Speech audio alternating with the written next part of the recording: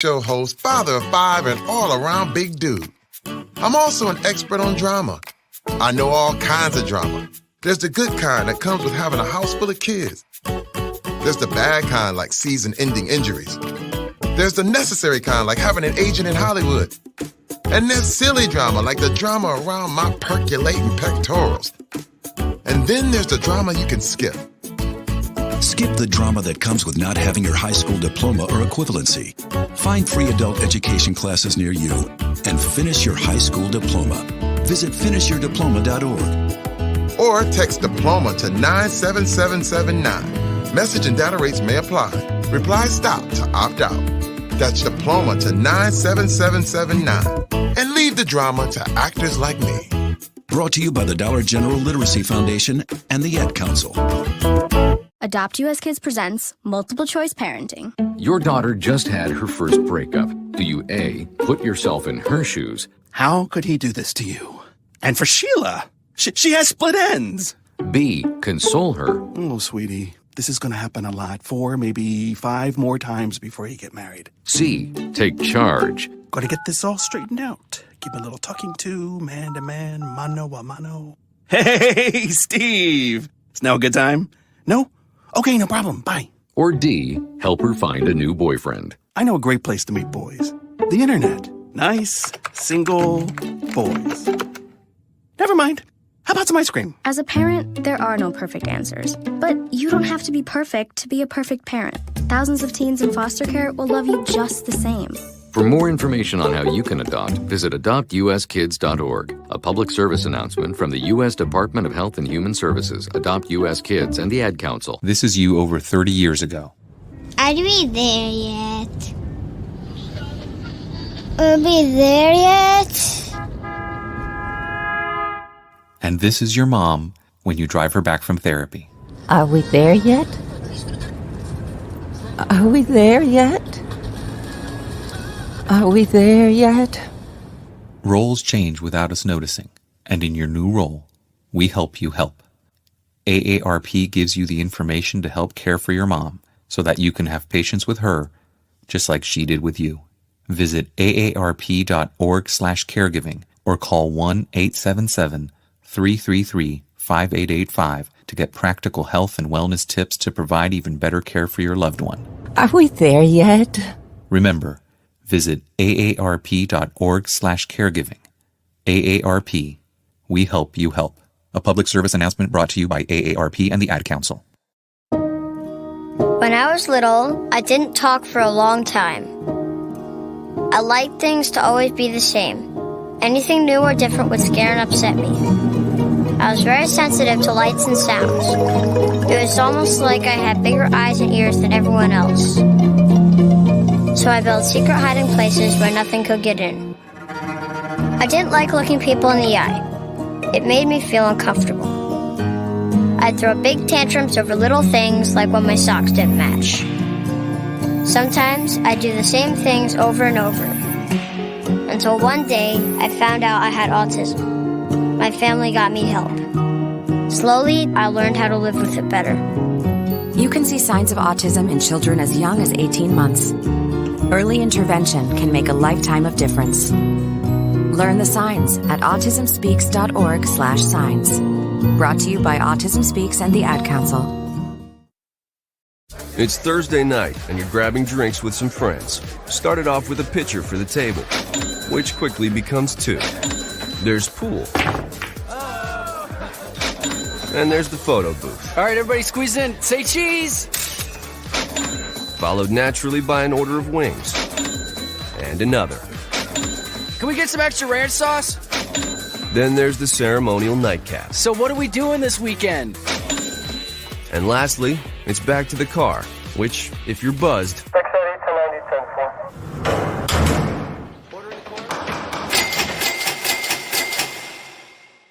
could be the most expensive night of your life. Getting pulled over for buzzed driving could cost you around $10,000 in fines, legal fees, and increased insurance rates.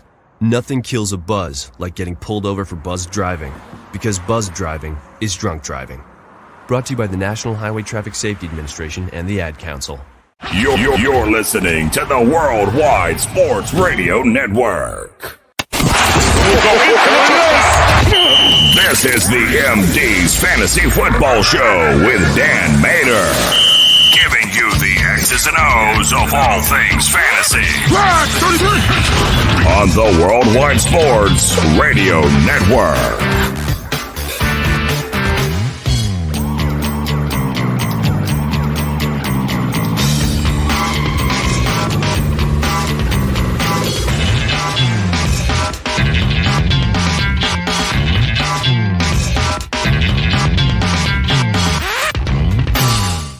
Welcome back, MD Nation, to the show. You are listening to the MD's Fantasy Football Show on the Worldwide Sports Radio Network, WWSRN, also presented to you by Belly Up Sports. As always, I'm your host, Dan Mader, and back after a week hiatus, Mr. Christopher Dowhower. Chris, how you doing today, man? Doing okay. I'm super excited for today. I mean, this is probably my favorite kind of shows that we're going to be doing. We're doing the team profiles. I can't wait to dive into it. Yeah, this is where we start transitioning from dynasty to redraft. Start preparing for the 2021 year, which is here, and it's very, very exciting. Right around the corner, we were talking about OTAs going on right now. Mini camps will be coming up soon, and then training camp underway. It was a bit of an underwhelming June 1st with all the news that we were hoping to hear, but it's still a long way to go throughout the summer. Still a lot of things up in the air. We'll talk about those things as we go through these shows. Now, the next series that we're going to be on is, like you said, the team profiles. That means we got 8 episodes. We're doing 4 teams per episode, diving into each of the fantasy relevant players, what our expectations are for these players, and also what is their ceiling floor within the confines of their teams. Because the one thing about other fantasy shows, and it's no knock on them or anything like that, but the one thing I do notice is that a lot of times what you'll get is they'll talk about just players out of context of their team. Well, guess what? The team strategy, the team potential has a lot to do with what that player can do and not do. And that's why we like to do it in the confines of how do they fit within the team, especially if they have a new coaching staff, what they have to share with their other targets. And based on that, what their potential can possibly be. That's how we kind of go through things a little bit differently. We feel like it gives you a better understanding of what you can expect for that particular player, what their role truly is going to be. And, and obviously we're not talking about the superstars here. Those guys kind of speak for themselves. They're going to do what they do. But everybody else after the first and second round, that's what we have to dive into. That's what we have to talk about today. So today, we're going to start from the last place and work our way up as far as our last place finishes from last year. So we're talking about the Jets, we're going to talk about the Lions, we're going to talk about the Jaguars, and we're going to talk about the San Francisco 49ers all in today's show. That's what's going on for you guys. Before we get into that, though, I got to give a shout out to our big sponsor of the day, which, of course, is Manscaped. And guess what, guys? Father's Day is just around the corner, and you probably need a gift for your very hairy dad. Make your dad proud this year and get him and yourself while you're at it the Manscaped Lawnmower 4.0, the Ultra Smooth Package. You know what they say, like father, like son. The brand new Lawnmower 4.0 and Ultra Smooth Package is perfect for you and your dad in your life to complete your grooming game. Get 20% off and free shipping when you use the promo code BELLYUPFANTASY. Again, that's 20% off and free shipping when you use the promo code BELLYUPFANTASY. Your balls will never be smoother ever again. So that's Manscaped. I just got their product actually yesterday. I haven't tried it out yet. Just came through, but very excited. It has a nice little gel, nice little exfoliation. So your nether regions are going to look beautiful by the end of it. I am quite sure. Perfect for the summer season. Exactly. Yes, exactly. You want to keep that smell to a minimum. No one wants to smell that. Nobody wants to smell that ocean smell when you're not even at the beach. All right. So let's go ahead and get today's show. Kicking it off with the New York Jets. Now, in some ways, we've been talking about them quite a bit already because they have a lot of rookies. And we were talking about the rookies and coming out of that aspect of it. But now we can talk about them in the confines of what we expect for 2021 and comparing it to the rest of the team. Now, the thing that jumps out to me the most, and Chris, you and I were on this from the get-go. Not a lot of people were. Jamison Crowder was not cut June 1st. A lot of people anticipated he would. Now, our argument why we didn't think he would be is that while he is due $11 million this year, and they could get out of $10 million of it by cutting him June 1st. The Jets are not a team that are strapped for cash. So why bother? Why not have a good, solid veteran wide receiver, very good slot receiver? Why not have him teach this young core of a Denzel Mims, of an Elijah Moore? Why not have him be that guy when you are not strapped for cash in any capacity? That's why I thought they would keep him. And while he did not report to OTAs, or voluntary OTAs, he has been in contact with the team. The expectation is he's going to show up for minicamp. And again, if they were going to cut him, they would have did that June 1st because there's no reason to wait around. It's not like his name being shopped out there in the market right now either. So to speak to Jamison Crowder and why you think this came to fruition the way we saw it. I mean, as you kind of pointed out, the Jets aren't up against the cap hell that any other team seem to be in. They have plenty of money. They're going to be rolling over a lot of their money probably to next year they're talking about. And I think when you talk about having a rookie quarterback, it's always nice to have a veteran receiver. The Jets kind of have hopefully learned that he needs as many weapons as possible for their quarterback to succeed. We've seen the Jets previous years where once one receiver goes down, they really have nothing else to throw out there. So I think that what they're kind of looking at is we have depth. We have a veteran who can kind of move the chains for us. We can give, Zack Wilson a safety blanket, which is, I think, extremely important. And then we can allow Elijah Moore to kind of blossom and not be forced into a productive role right off the bat. You have a lot of transition on that receiving core. You have Corey Davis, coming over. You have Denzel Mims only in the second year. You have the rookie Elijah Moore. So you look for a veteran like Jamison Crowder to kind of be your guy, especially early in the season, to make your quarterback comfortable. So I think the Jets made a smart move, and I think that there's no reason they shouldn't make this move. I wouldn't be surprised as the season progresses, the Jets are kind of struggling. Maybe they do look to move them down the road, but there's no reason to move them now. No, I agree with that. Maybe a contender needs a wide receiver, something similar to an Emmanuel Sanders for the 49ers when they traded him, when they traded for him from the Denver Broncos during their Super Bowl run. But right now he comes in, he can be a safety blanket, like you said, for Zack Wilson. He can be a guy who can teach the younger guys like Elijah Moore and stuff like that. It makes too much sense if you're not in cap held position, which they're not, to hold on to a guy. So I just kind of wanted to speak to that because that was the big thing that everyone kept pounding, and I just didn't agree with the entire time. And I wound up coming out, he's not going to be cut at all. Now, let's skip back here a little bit. Talk about, because they got a new coaching staff. They got Robert Saleh. They have Mike LaFleur. Jeff Ulbrich is the new defensive coordinator. He was the linebackers coach the past 5 seasons, and then he was also an interim head coach this past year. For him, for this defense, I mean, because Robert Saleh is going to be calling the plays, they don't have a lot of talent. Their front four is decent. They have Marcus May. They get Mosley back. Yeah, they get Mosley back. Outside of that, they don't have a lot there. Now, I expect them to be decent against teams' runs, but you're going to be able to throw all over the Jets, which goes back to the offensive side of the ball, which is what we're going to talk about for the most part. They're going to have to put up some points in order to stay in these games, without a doubt. So that goes back to Zack Wilson. Talk about Zack Wilson and his fit with what we expect to be Mike LaFleur's system. I think it's an imperfect fit.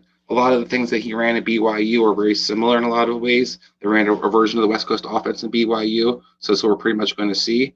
We're going to see basically a 49er Northeast because, as you talked about, most of the coaching staff came from the 49ers. So you're going to see a lot of that transition from the offensive scheme and defensive scheme coming with them.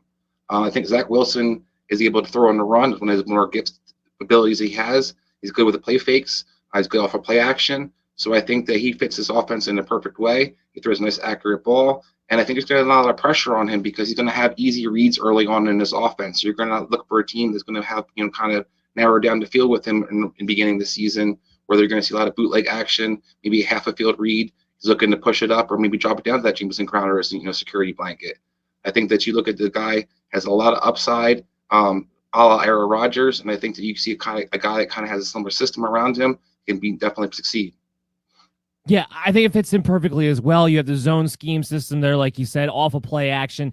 It's designed to take pressure off the quarterback, ultimately speaking, especially with a guy who can be very, very mobile. Now, I have what's your expectations for Zack Wilson? That's what the question winds up being. Now, this is a guy who I think his mobility kind of gets lost in the shuffle because a lot of people, they want to talk about Trevor Lawrence's mobility. They want to talk about Trey Lance's mobility. They want to talk about Justin Fields' mobility. Zack Wilson ran at a 5-to-1 rate basically last season in college. If he were to continue doing that, he has a ceiling of 100 carries this year. It was 21% of his pass attempts would actually go to being carries per thing. However that works, 5-to-1. That's essentially how the ratio would work out.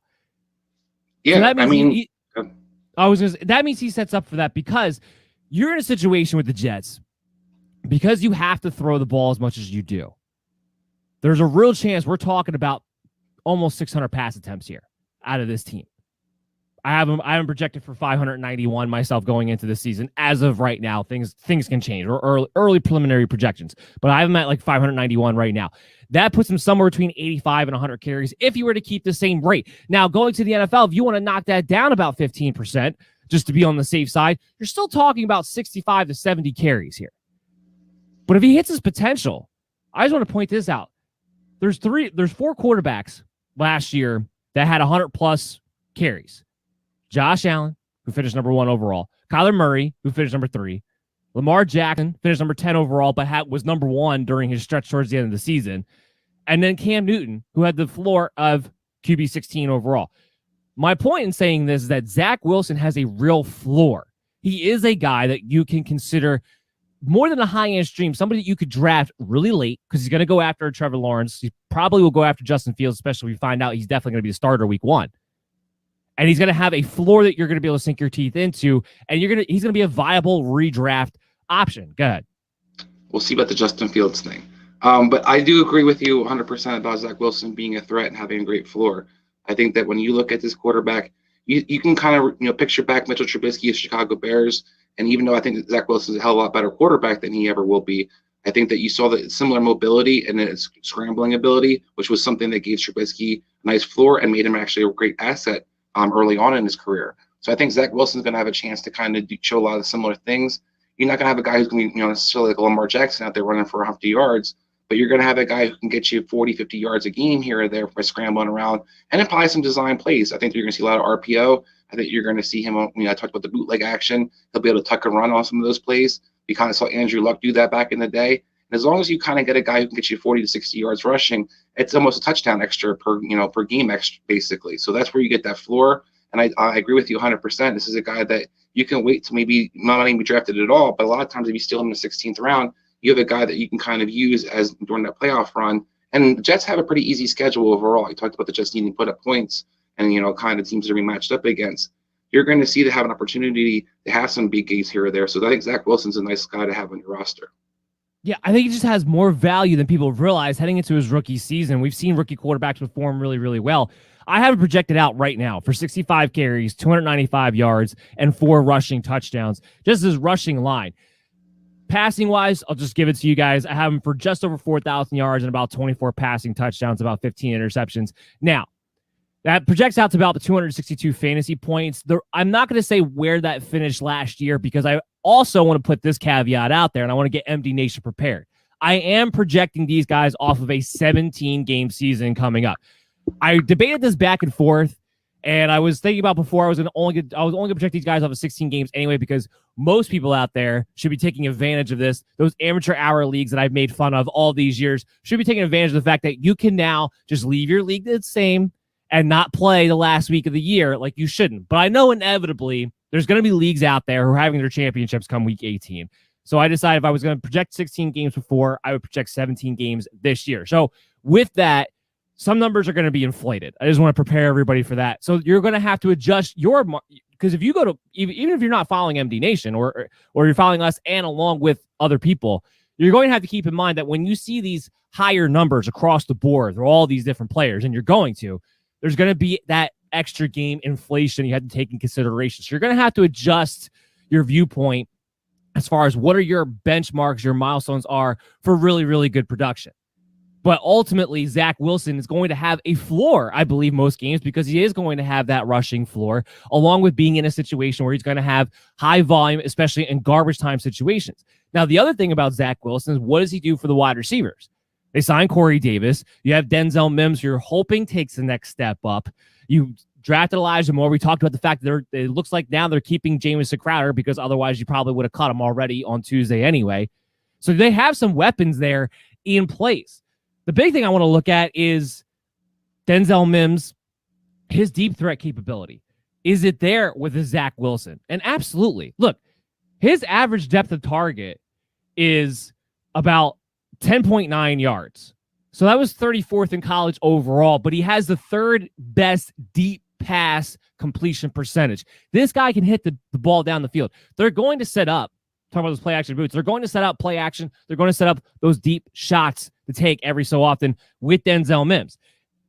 My only question for Mims really right now is, can you stay healthy?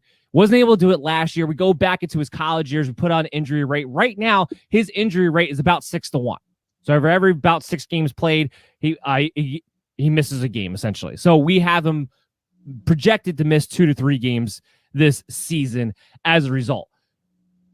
But this is a guy who gets 15.5 yards per reception, not just last year, but in college as well. He carried it over in the NFL. That was pretty impressive. And that was with Sam Darnold at quarterback. If you don't know that Zack Wilson is better than Sam Darnold at completing deep balls, you're not paying attention. So I like Denzel Mims quite a bit as a flyer. I think he's somebody who might pick up. Overall, he's not going to have gaudy numbers. I have him for about 47 receptions, 721 yards, 3 to 4 touchdowns, somewhere in between there. But Denzel Mims is going to be a guy that I think could be a real DFS play and possibly a streamer, possibly a wide receiver 5 that you're plugging in on bye weeks. And if he takes that next step up, could be a big-time wide receiver. But the point is Zack Wilson's going to be able to get these guys the ball down the field. Yeah, so I'm a little more bullish when it comes to Denzel Mims than you are. I not only think it's a fantastic fit with Zack Wilson, I think he's going to turn into the number 1 receiver throughout the season. I think Denzel Mims is the kind of guy, he reminds me a lot of Courtland Sutton. I expect that he's going to have a big breakout season in a lot of ways this year. And don't forget, when Devontae Parker blew up, it seemed to kind of coincide when a guy named Adam Gase left Miami. So similar, Adam Gase has now moved on from the Jets, and I expect that the receivers will have opportunity to actually be productive, especially the big receivers. This guy can go up and go get it from all over the field. I think that's one of the things Zack Wilson did show. He has more of a willingness to push the ball down the field, and he's one to throw up the ball so these guys can go get it. A la like Ryan Fitzpatrick, and I think he's more accurate than Fitzpatrick, but I think he has that aggressive mentality. He's able to push the ball down the field. I don't see this guy as a captain check down. I think that's why the Jets drafted him. I think they look at a guy that they see is, has the ability to push down the ball down the field and will look for that big time target. I expect Denzel Mims to maybe reach around 900 yards. I think he's going to have 6 or 7 touchdowns. And like I said, I wouldn't be surprised by the end of the season if he's number 1 guy. A lot of people like Corey Davis and think he's the true number 1. I think you kind of remember how A.J. Brown took Corey Davis's number 1 away from him. I think Denzel Mims is going to do something very similar.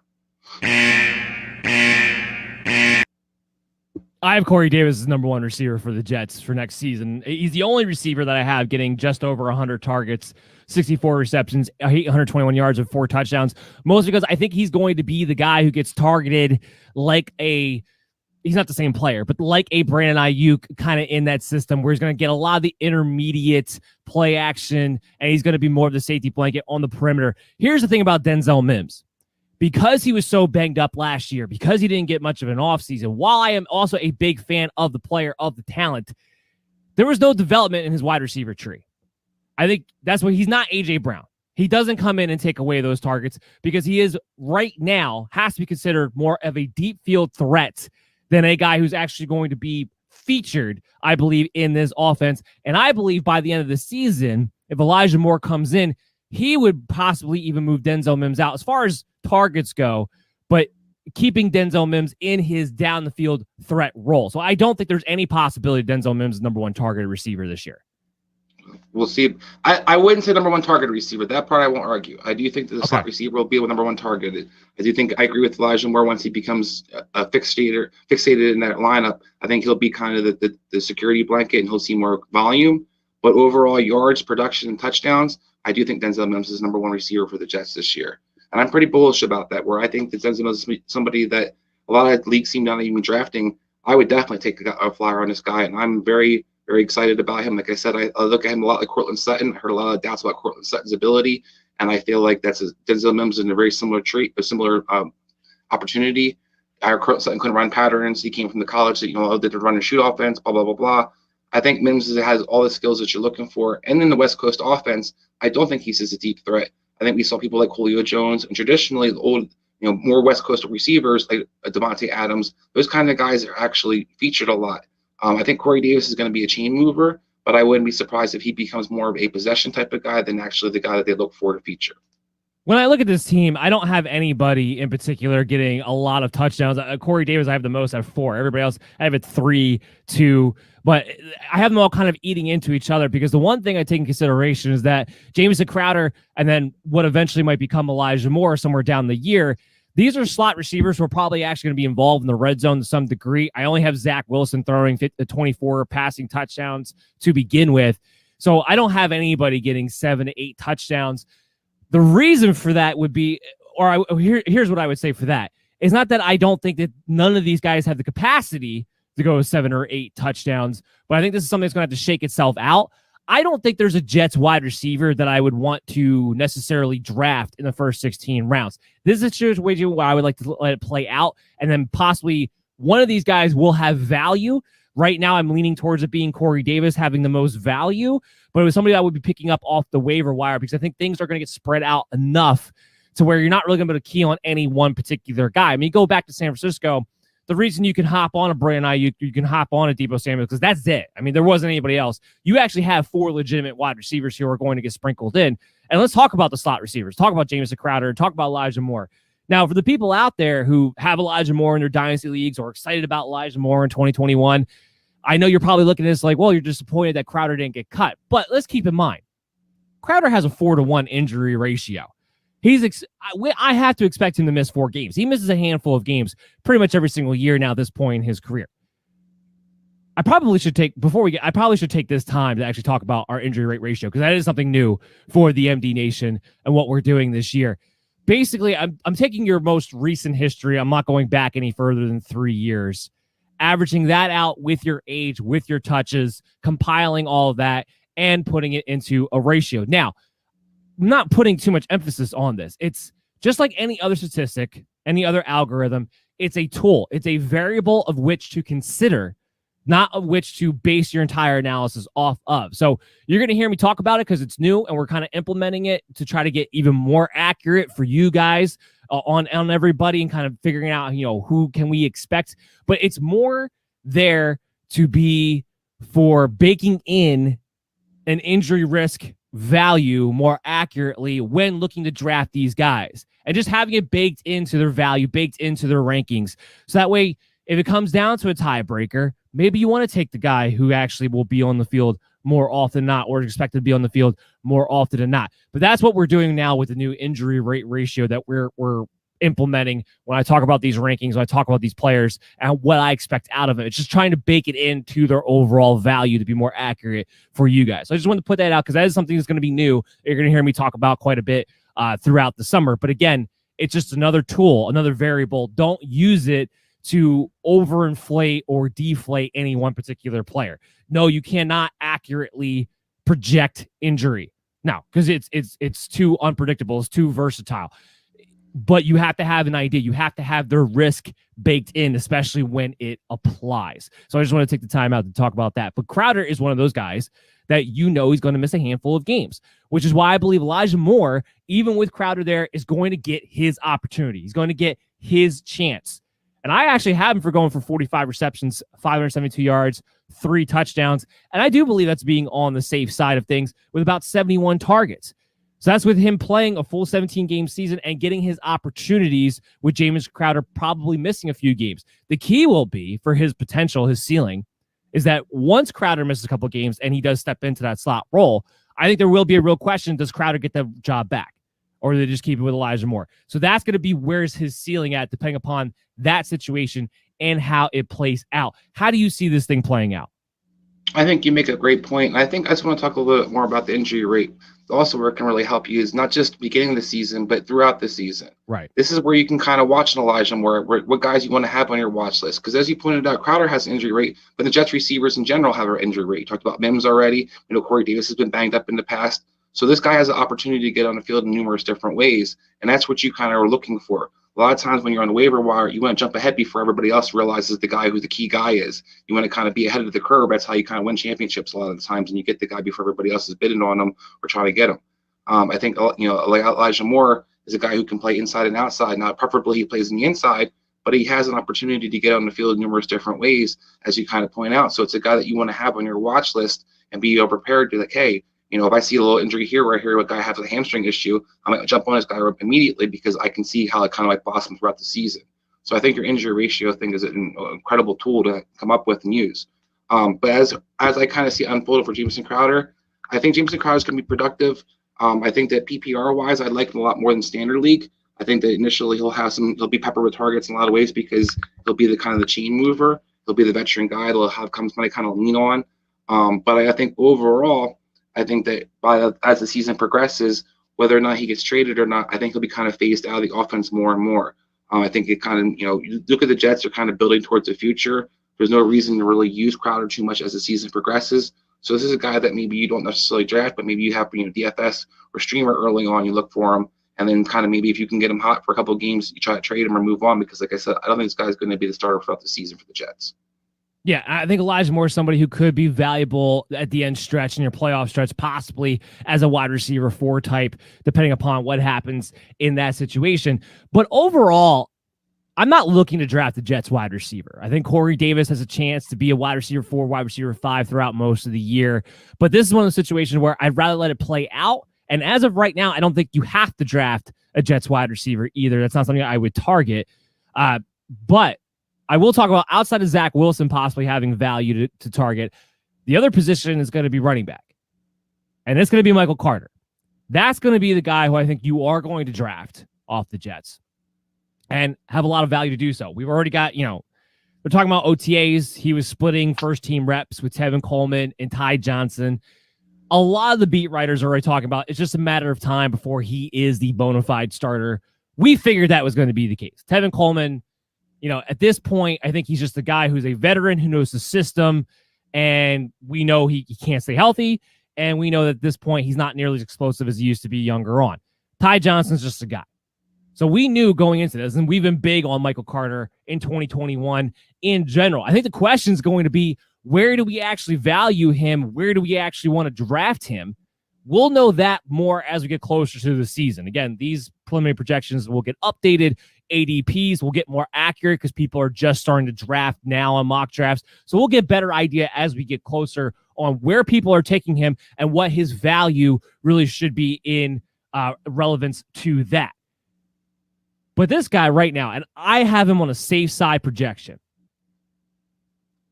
190 carries, 732 rushing yards, 5 rushing touchdowns, 42 receptions, 317 receiving yards, 2 receiving touchdowns. Comes out to about 166 fantasy points.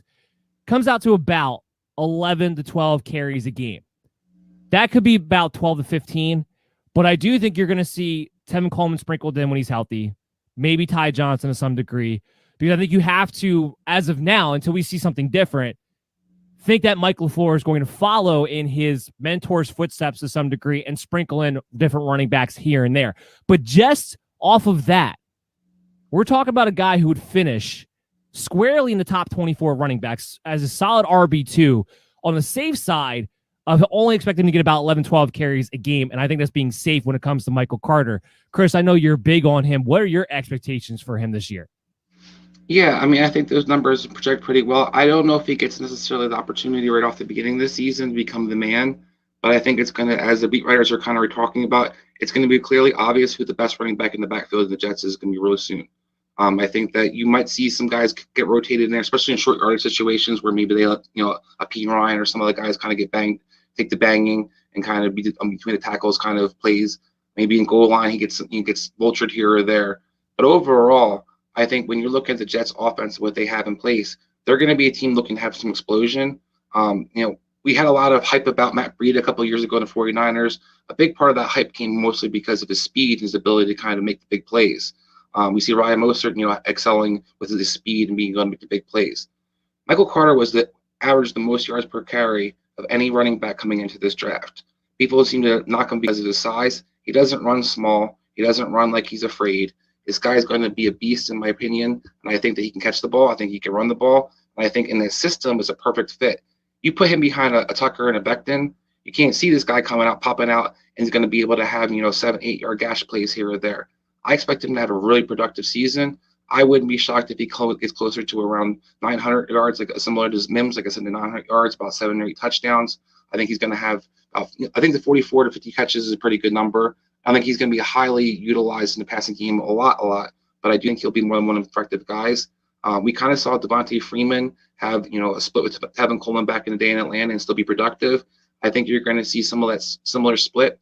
But as you talked about injury rate, Tevin Coleman's one of those guys who definitely misses a lot of games. It's 4-1. Just so you know. So there you go. 4-1. Yeah. So I think this guy, when you look at this guy, he's not going to be the guy who's going to be the long-term bell cow starter. And I think as soon as Carter gets that kind of job, you're going to see him thrive with it. I think he's going to become Zack Wilson's best friend in a lot of ways. I expect him to, as some guy, I'm definitely going to be targeting in my draft. And I think it's some guy you have to look at when you get to your top 3-4 running backs in your roster. I like to take shots on guys, especially for playoff time. And this is a guy where my 4th, 5th running back is, Carter. I want to make sure I have him on my team for that big run. Well, and he's the type of guy you might not have to wait all the way to the end of the season to get going, too. To your point, let's say Tevin Coleman does start off just because he's the veteran guy who has the experience in that offensive system. That 4-1 injury rate, the fact that we know he's going to miss at least 4 games this year, maybe possibly even more because he's Tevin Coleman, Michael Carter will get his opportunity sooner rather than later. I do believe Michael Carter is going to be the starter week 1. I really do, because I think it's going to be so abundantly apparent throughout training camp who the best running back in that system for that team is going to be. And the Jets are not in a position where they can hold back any punches. Again, their defense is not going to be good. Even though Robert Salah is there, it might be an improved defense, fundamentally speaking, and maybe better against the run, but they still don't have a lot of talent. Teams are still going to be able to throw the ball on this team. They're still going to be able to put up a lot of points. They're going to have to put up points in order to stay in games, especially. So I don't expect them to hold back when it comes to that, because I think there's such a gap in talent between Michael Carter and the rest of them. But even if it doesn't want to be the case, it'll be sooner rather than later when he gets his shot, gets his opportunity. He's my number 2 rookie running back behind Najee Harris as far as 2021 goes with the output and the production. Again, I have him for about 1,000 total yards and 7 touchdowns when it comes down to it. And I feel like I'm being on the safe side of that. I think there's more potential. Let's move on to our next team. We got the Detroit Lions coming up that we got to talk about here. And this is another team where it's very, very few as far as who you're actually going to target in drafts, but there are some different aspects to talk about here when it comes to fantasy production, some shots to possibly take. The obvious ones being Deandre Swift, Jamal Williams, what wide receiver emerges, but TJ Hawkinson being the other guy as well. But let's talk about the wide receivers real quick and figure out, is there potential for any value there? Here's the one thing that the wide receivers have going against them. You have Rashad Perryman, you have Tyrell Williams. They're the same guy. They're down the field threats, big play makers, but Jared Goff doesn't throw the ball deep.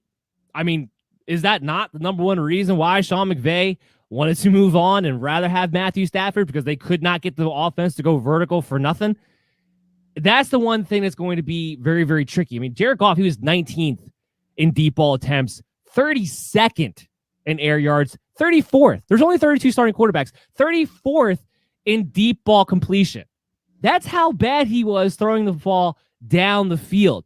So it leaves me a little hesitant that while you have a Tyrell Williams and Rashad Perryman who are in situations to get more volume than they typically would, and maybe one of them emerges as the number 1 receiver, you also have a situation on your hands where you don't have a quarterback who throws the ball down the field anyway. So again, you're not drafting a Rashad Perryman. You're not drafting a Tyrell Williams. You can keep your eye on one of them in the waiver wire, because if one of them emerges as the primary deep ball threat, you could have a boomer bust option on your hands, maybe DFS wise. But that's how bad Jared Goff was, Chris, when it comes to the deep ball, when it comes to the potential for this offense to go vertical. Yeah, but I also think that you got to look in just defense of Jared Goff to a degree. Let's be real that the offense was also built to protect that offensive line, which was pathetic and can't pass protect to save anybody. I think that he definitely showed more verticality down earlier in his career. We saw him be able to hit that 15-yard crossing pattern, those deep posts. That was something definitely a staple of his ability and skill set that the Rams used to utilize a lot more. They kind of became shorter and shorter passing game over the last 2 years. I think a lot of, like I said, to protect the fact that they didn't really have an effective running game, and they really needed to protect their quarterback a lot of ways. I think Jared Goff is not going to get twisted where I think he's going to come out there just bombing away. But I also think that you look at an Anthony Lynn offense, he tends to scheme up a big play opportunity here and there. I think Justin Herbert benefited a lot from that, where you saw quite a few receivers, particularly the guys, no-name guys, who had some speed, get the big plays down the field because he actually push it down the field. You're going to see a lot of play action. You're going to see a lot of running game, but I think you're going to see a lot of vertical throws. I think Jared Goff's going to be asked not to do a whole lot.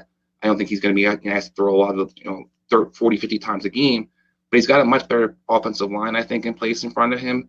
And I think that it's going to help him having a Hawkestein, and I think it's going to help him have some of the bigger receivers where he doesn't have to be as fine. I do think this guy's going to have an opportunity, and the receivers in general, they're going to have a lot of DFS value is how I kind of look at it. Guys who I would definitely take streamers on depending on matchups. Now, whether they're draftable or not, I think is highly debatable.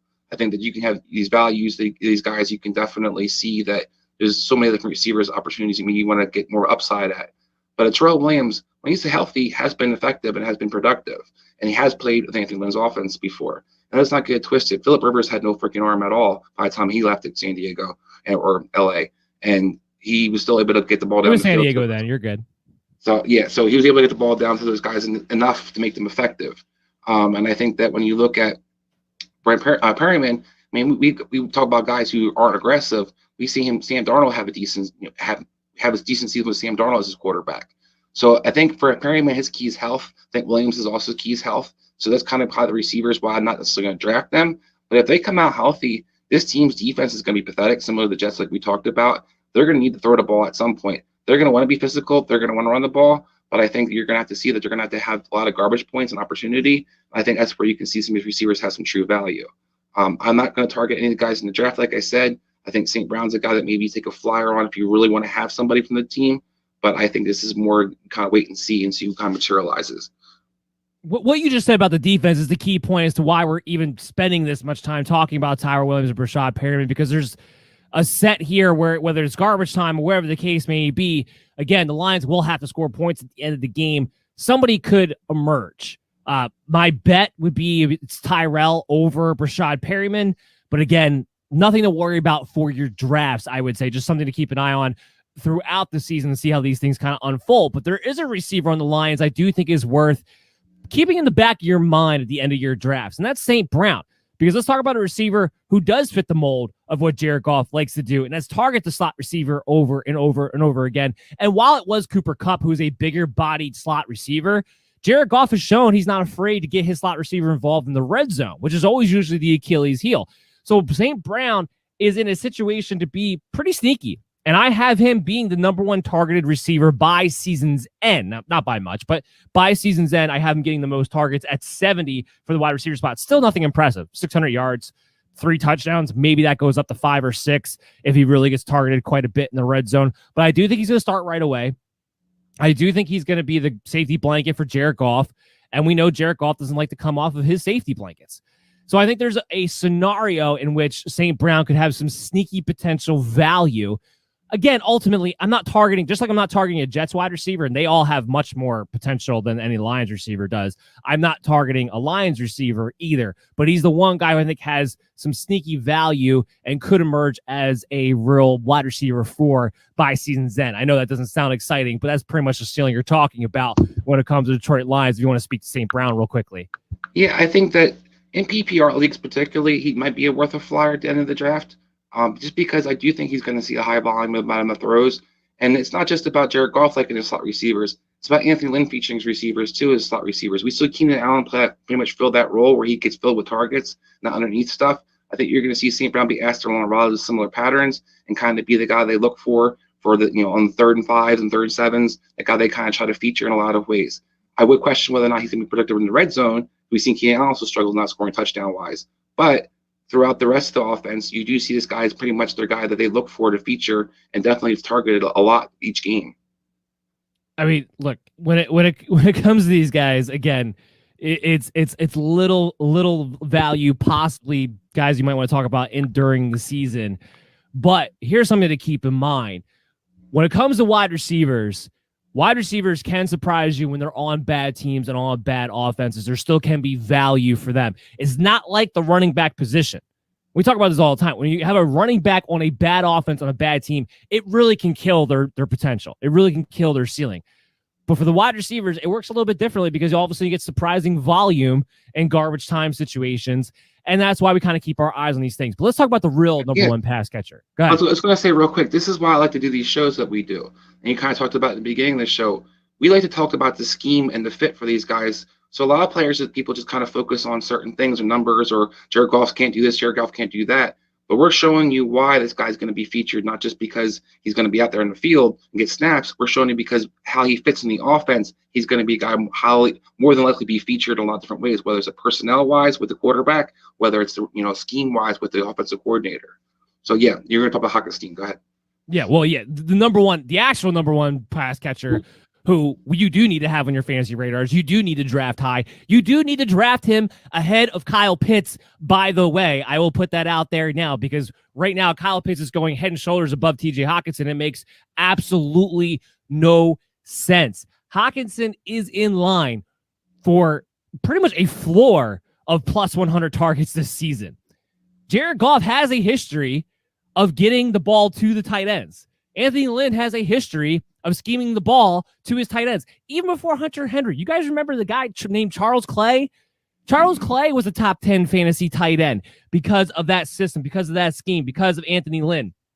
If you take the two Rams tight ends and you meld them in the one, you're talking about 103 targets, 71 receptions, 863 yards, and 7 touchdowns. And that's in a down season last year for Tyler Higbee and a Gerald Everett and a Rams offense in general for Jared Goff.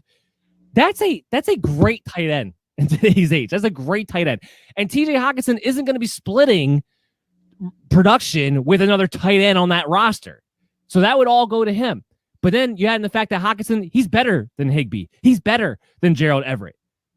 I have him projected for 114 targets, 88 receptions, 881 yards, and about 6 to 7 touchdowns. And I think I'm being cautious. And the only reason I'm being cautious is because, again, there is going to be some question on how many points in general that offense is going to score. So I'm being a little bit cautious when I project some of these guys out. You're going to see it when I project Deandre Swift and Jamal Williams out. I'm going to be a little bit cautious because bad offenses do have a ceiling cap on them. But at his floor, we're projecting him closer to his floor than his ceiling. And that is what we're talking about. Those are the numbers we're talking about. And those are, I feel very, very confident about those numbers. Talking about a guy who has top 5 potential at the position, and he's going to be number 1 target. He could be this team's Mark Andrews. So he's going to have a floor every single week. That alone gives you a tight end that gives you an advantage almost over everybody who doesn't have Travis Kelce, essentially, or Darren Waller. I mean, that's what we're talking about here when we're talking about TJ Hockenson. The system, the quarterback, the lack of other weapons, everything goes into his favor this season. Yeah, absolutely. And I think the one thing goes into his favor is he can block. And you see a lot of times these tight ends are just pass catchers, get taken out of the field and don't get as many plays opportunity. I think when you're actually a good blocking tight end and you can catch the ball, you get a lot more sneaky red zone touchdowns. We saw Gronk be able to fake that block and then go get open. You think Hockenstein's going to be able to have a lot of opportunity to kind of do that. Hunter Henry was very similar in that way. So we saw Hunter Henry had double-digit touchdowns, when he's healthy. So I think Hockenstein can definitely be going to be the featured guy. I think he's a perfect fit for the offense. They're going to be a very physical team. And this is the guy that they're going to be able to use in a lot of different ways when they try to get physical and take shots down the field. It won't slowly be with the receivers. Sometimes it will be with their tight ends. And this guy can get separation. He can do the blocking. He's going to be out there a lot of the plays. So I love the fit for him, and I love his opportunity. And I think you're right. You're hitting the nail right in the head with, top 5. I think this guy is incredible sleeper at tight end. And if you have a tight end, you have to try to start a tight end in your league. This is a guy you should be definitely thinking about and targeting, especially where his ADP is right now. I think that you talked about Pitts. We always kind of seem to forget how long it takes a rookie tight end to kind of transition. Right. Even Darren Waller is a guy who kind of gets pulled out of the field sometimes because they want to go physical with Trump, a sample or different blocking guys. Hockenstein's going to be out there all the time. And I think he's going to have a chance to kind of fall into touchdowns. In case you guys are wondering who Hockenstein is, apparently he's Hawkinson's Frankenstein monster. Sorry. Yes. He said it like 3 times. It's so hilarious. Hockenstein. You know what? We'll call it. That's his evolution. He turns into Hockenstein, turns into Frankenstein, like turns into the monster version of Hockenson. We'll go with that. Go ahead. Sorry, I didn't mean to cut you off. No. Good call. But I think, like I said, I do think he's a guy that finishes in the top 5. I wouldn't be surprised if he finishes in the top 3. Yeah, he's got that real potential to do so. I mean, it really does. Top three is not out of the picture. Because everyone's going to say, well, what about George Kittle? We got to see George Kittle stay healthy. We're going to get to that later on the show today or talk about that aspect as well. But Hockenson is a guy who's going to be the number one target on this team, and he's got a real chance to take that jump up. By the way, he's a great example when it comes to Kyle Pitts of making sure you don't overvalue him, you don't overdraft him. Hockenson was a top 10 pick. He was a top first-round pick. And look how long it's taken him for him to break out. He had a nice rookie season. He had a nice sophomore season. But this is the year we actually expect him to bust out. It takes a while for these tight ends to get going at the rate that you would necessarily want them to. But this is the year for Hockenson. Everything goes into his favor. Let's talk about the running backs. DeAndre Swift, Jamal Williams. The biggest question, and we'll address this first on everybody's mind, is what exactly do we expect the split to be? Now, I'll address this. I think it was just honestly yesterday on Thursday that Anthony Lynn came out and said it's going to be I'm going to go with a hot hand approach. If you're coming out the gate hot, I'm going to stick with you. It's coach speak, okay? I know if you're a DeAndre Swift truther, owner, it's not exactly what you want to hear. But at the same time, remember, we're in June. Everybody loves everybody. Everybody's going to get utilized in 50 different positions. Everyone's going to be featured in this way or that way. DeAndre Swift is hands down the best running back on this team. By the way, that remains true even if the Lions do decide to sign Todd Gurley.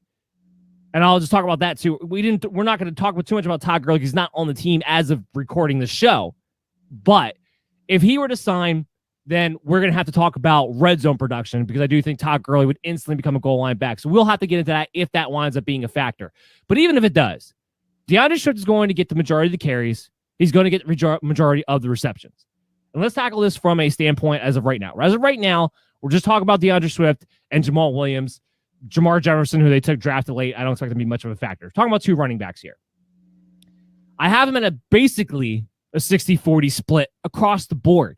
So yeah, Jamal Williams is going to get some touches. Yeah, he's going to be involved. For every 2 series Swift plays, Jamal Williams will probably play 1. Most likely. But here's something that's going in the favor of Swift. Again, this goes to if they don't sign Todd Gurley, but for being a smaller type of back, he was very efficient in the red zone. So I don't think you're going to see Jamal Williams be the automatic goal line back as a result of that. So that maintains a 60-40 split in every category, including touchdowns. That protracts well for a guy who's as explosive as he is. Talking about Anthony Lynn, who makes every running back excellent. Dan Campbell, who's coming from a system of using 2 running backs very well, I might add. Alvin Kamara and Latavius Murray always had fantasy value every single week. I'm not worried about that aspect. So when it comes to DeAndre Swift, I'm looking at him, and again, I think this is a safe side. 233 carries. Some of that is because it's a 17-game season. Otherwise, I'd have him closer to that 200 number. But 233 carries, 984 yards, 9 rushing touchdowns, and this is the kicker. 83 targets with 68 receptions, 561 yards, 2 touchdowns. It's 252 points. It's 252 points. Outside of the concussion, he doesn't have an injury history from last year, so we expect him to be pretty relatively healthy throughout the season. And that's where Jamal Williams might actually help him stay relatively healthy because he's not going to get, all the work all the time. He's not always going to be taking the beating. I still have Jamal Williams getting over 148 carries, over 600 yards rushing, 6 rushing touchdowns in his own right, and 43 receptions in his own right. I still have Jamal Williams getting that much work, and yet DeAndre Swift still comes out with very high-end RB2 numbers. And if he does make some extra big plays, if he does get some extra touchdowns, we're talking about a guy who does have low-end RB1 potential. You spoke to it. Lions have a better offensive line than I think people realize. And the entire offense outside of TJ Hockenson is going to flow through the backfield. That's what they're going to be set up to do. That's why there's going to be such a high volume for both Swift and Williams to be able to share from. I'm a big fan of Swift. I love him as a solid high-end RB2. I think he's definitely worth a second-round pick, which is where his ADP is at right now, which is where you're probably going to have to draft him. But he also has that explosive factor to even have a higher ceiling to go along with the projections that I have for him. So just speak to DeAndre Swift and Jamal Williams. Yeah, I'm not necessarily worried about the split either. I think that we kind of seen Jamal Williams and Aaron Jones kind of be able to split the backfield just fine in Green Bay last year. And, Jamal Williams is annoying. He could be out there in a lot of plays, but he didn't take away from the production of Aaron Jones overall. I think Swift, the one thing I'm concerned about him in general is I do wonder, I'm a little bit more concerned in the red zone than you seem to be. You seem to think he's going to be the guy that's going to be utilized a lot in the red zone. I don't think that's going to be the case. I think he's going to be the guy that's kind of utilized a lot more in the passing game and I don't think the split changes. big plays. What'd you say? I just don't think the split changes. I mean, remember, this is a guy who got red zone carries last year, who scored 10 touchdowns last year. Yeah, but you talked about Anthony Lynn, and Anthony Lynn had people like Fred Jackson and C.J. Spiller splitting carries. C.J. Spiller really was the guy that utilized inside the 20 in the red zone. You saw Austin Eckler in the Chargers last year, in the last couple of years, not really be a guy they used up all the time in the red zone. They like to have that bigger back to kind of smash it in. I think he kind of gets predictable with that sometimes. That's probably one of my knocks on. I do think Anthony Lynn, I think, is going to be kind of a detriment when it comes to the touchdown possibility. But I do love him when it comes to the passing game. I do think he's definitely a second-round value in a PPR league because I think he's going to be featured a lot in the passing game. Standard league, maybe I have him a little bit lower than you seem to, but I do think overall he's going to be very productive. I don't see the 9 touchdowns rushing, but I wouldn't be surprised if he gets 11 touchdowns cumulative just between the catching and the running ball. I think he's going to have opportunity to be a big play guy. I think that he's going to be less carries he gets in some senses actually are better for him. I don't think he's a guy who is a bell cow in my opinion.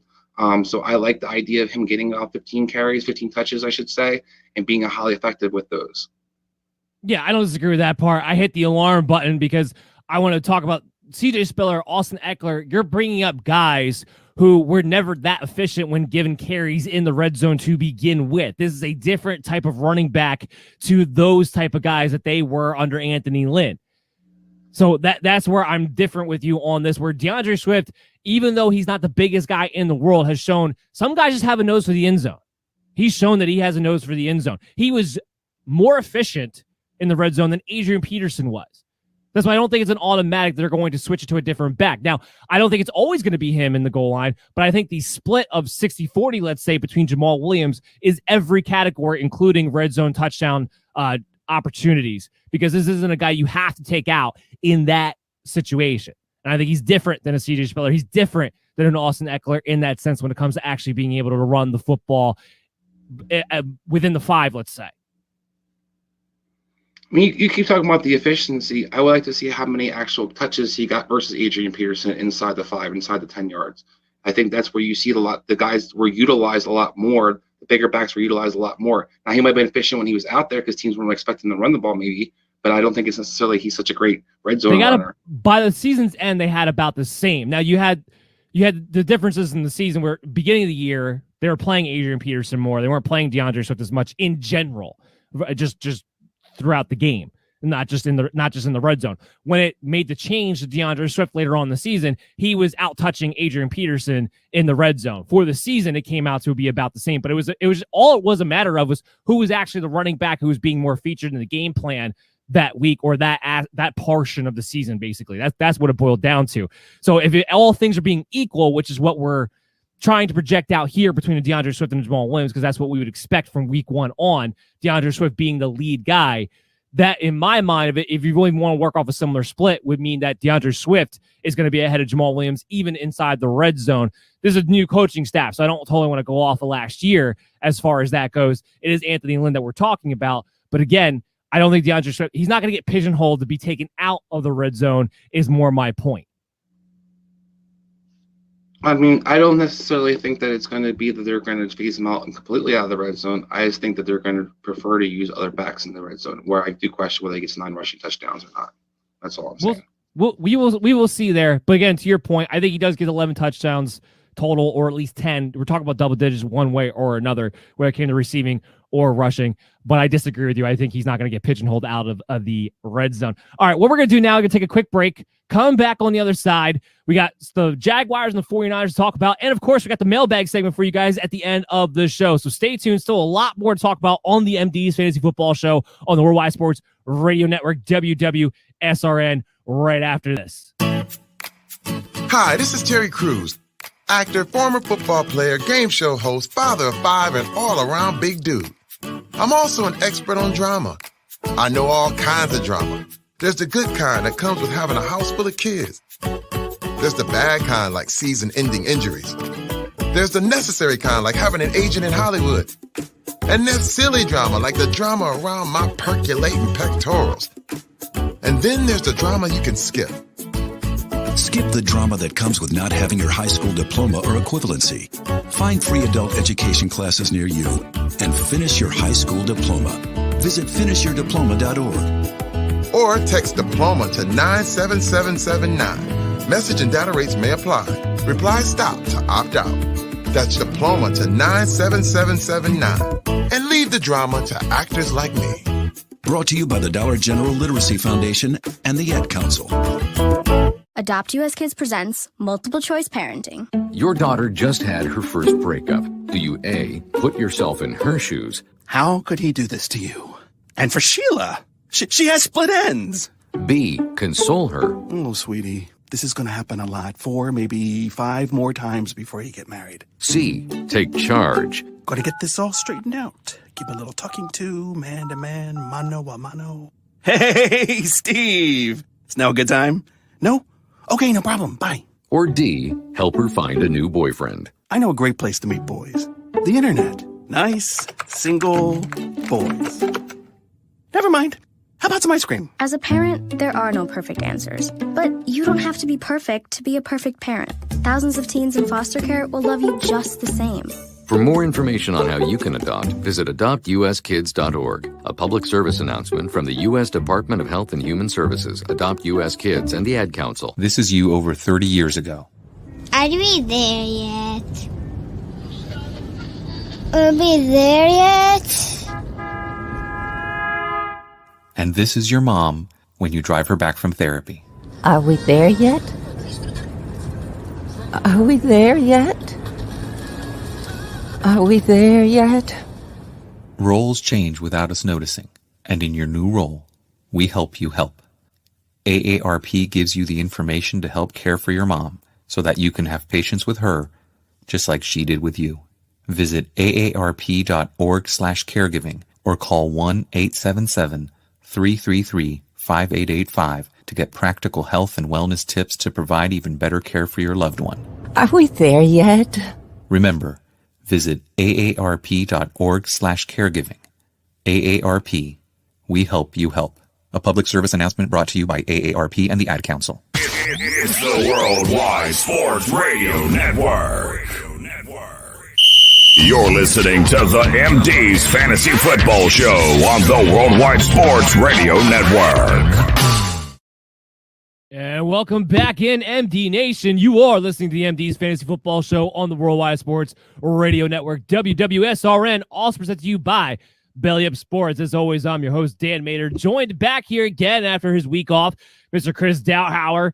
The first half of the show was a good one. We went through the Jets and the Lions. We broke down pretty much every aspect you need to know from a fantasy standpoint as we transition out of Dynasty Talk into 2021, getting you guys prepared early in June for the 2021 season. Continuing on now with the Jaguars, the 49ers, and of course, we're going to have the mailbag segment for you at the end of the show as well. Before we do that, though, I want you guys to know that this segment's sponsor is going to be Symbol. And that's SIMBULL, Symbol, where Wall Street meets sports gambling in this new innovative app. Symbol brings the fun of being able to play for the long term by purchasing, selling, and trading stocks of your teams.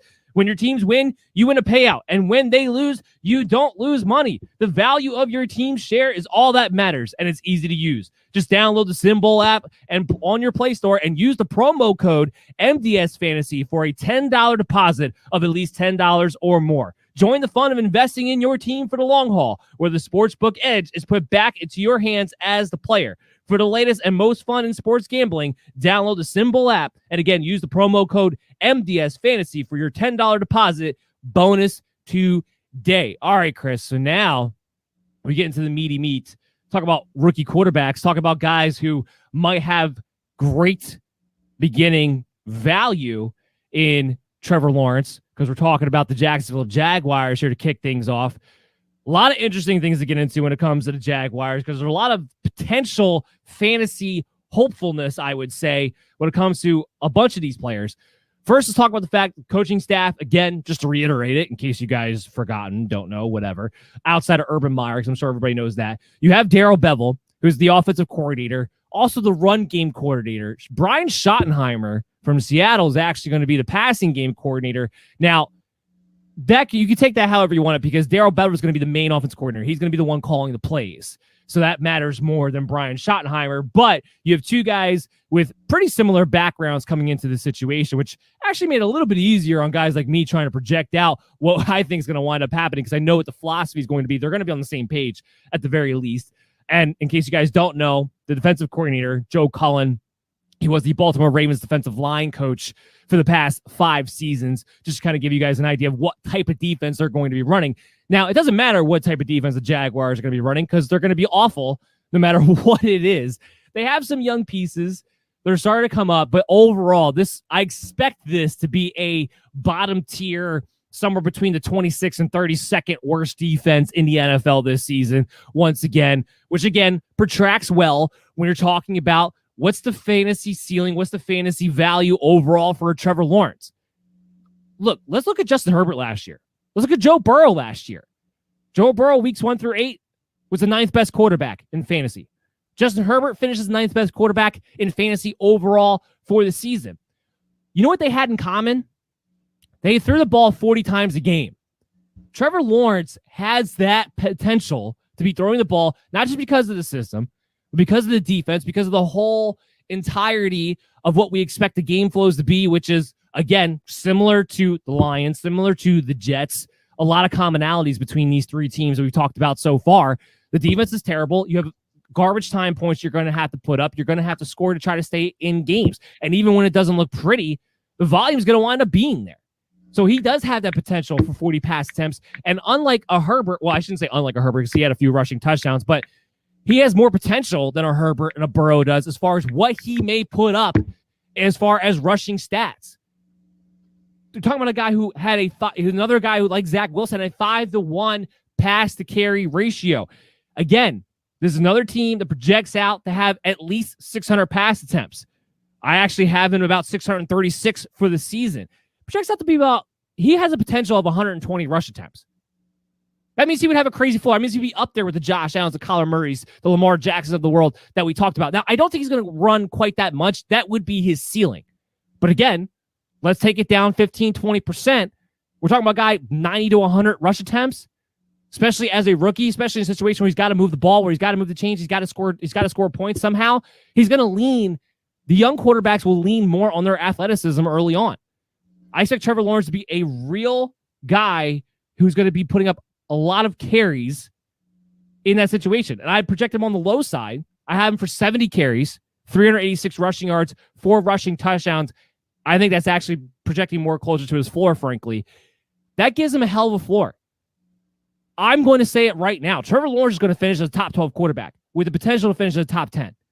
He's a guy that I'm going to take between the 14th and 16th round in your redraft leagues and 12-man leagues as a guy that I can either stream you with somebody, or I'm going to see how it goes early on in the season and maybe ride it out with him as my quarterback as I stock up in other positions. There's a lot of guys that you can value in those situations.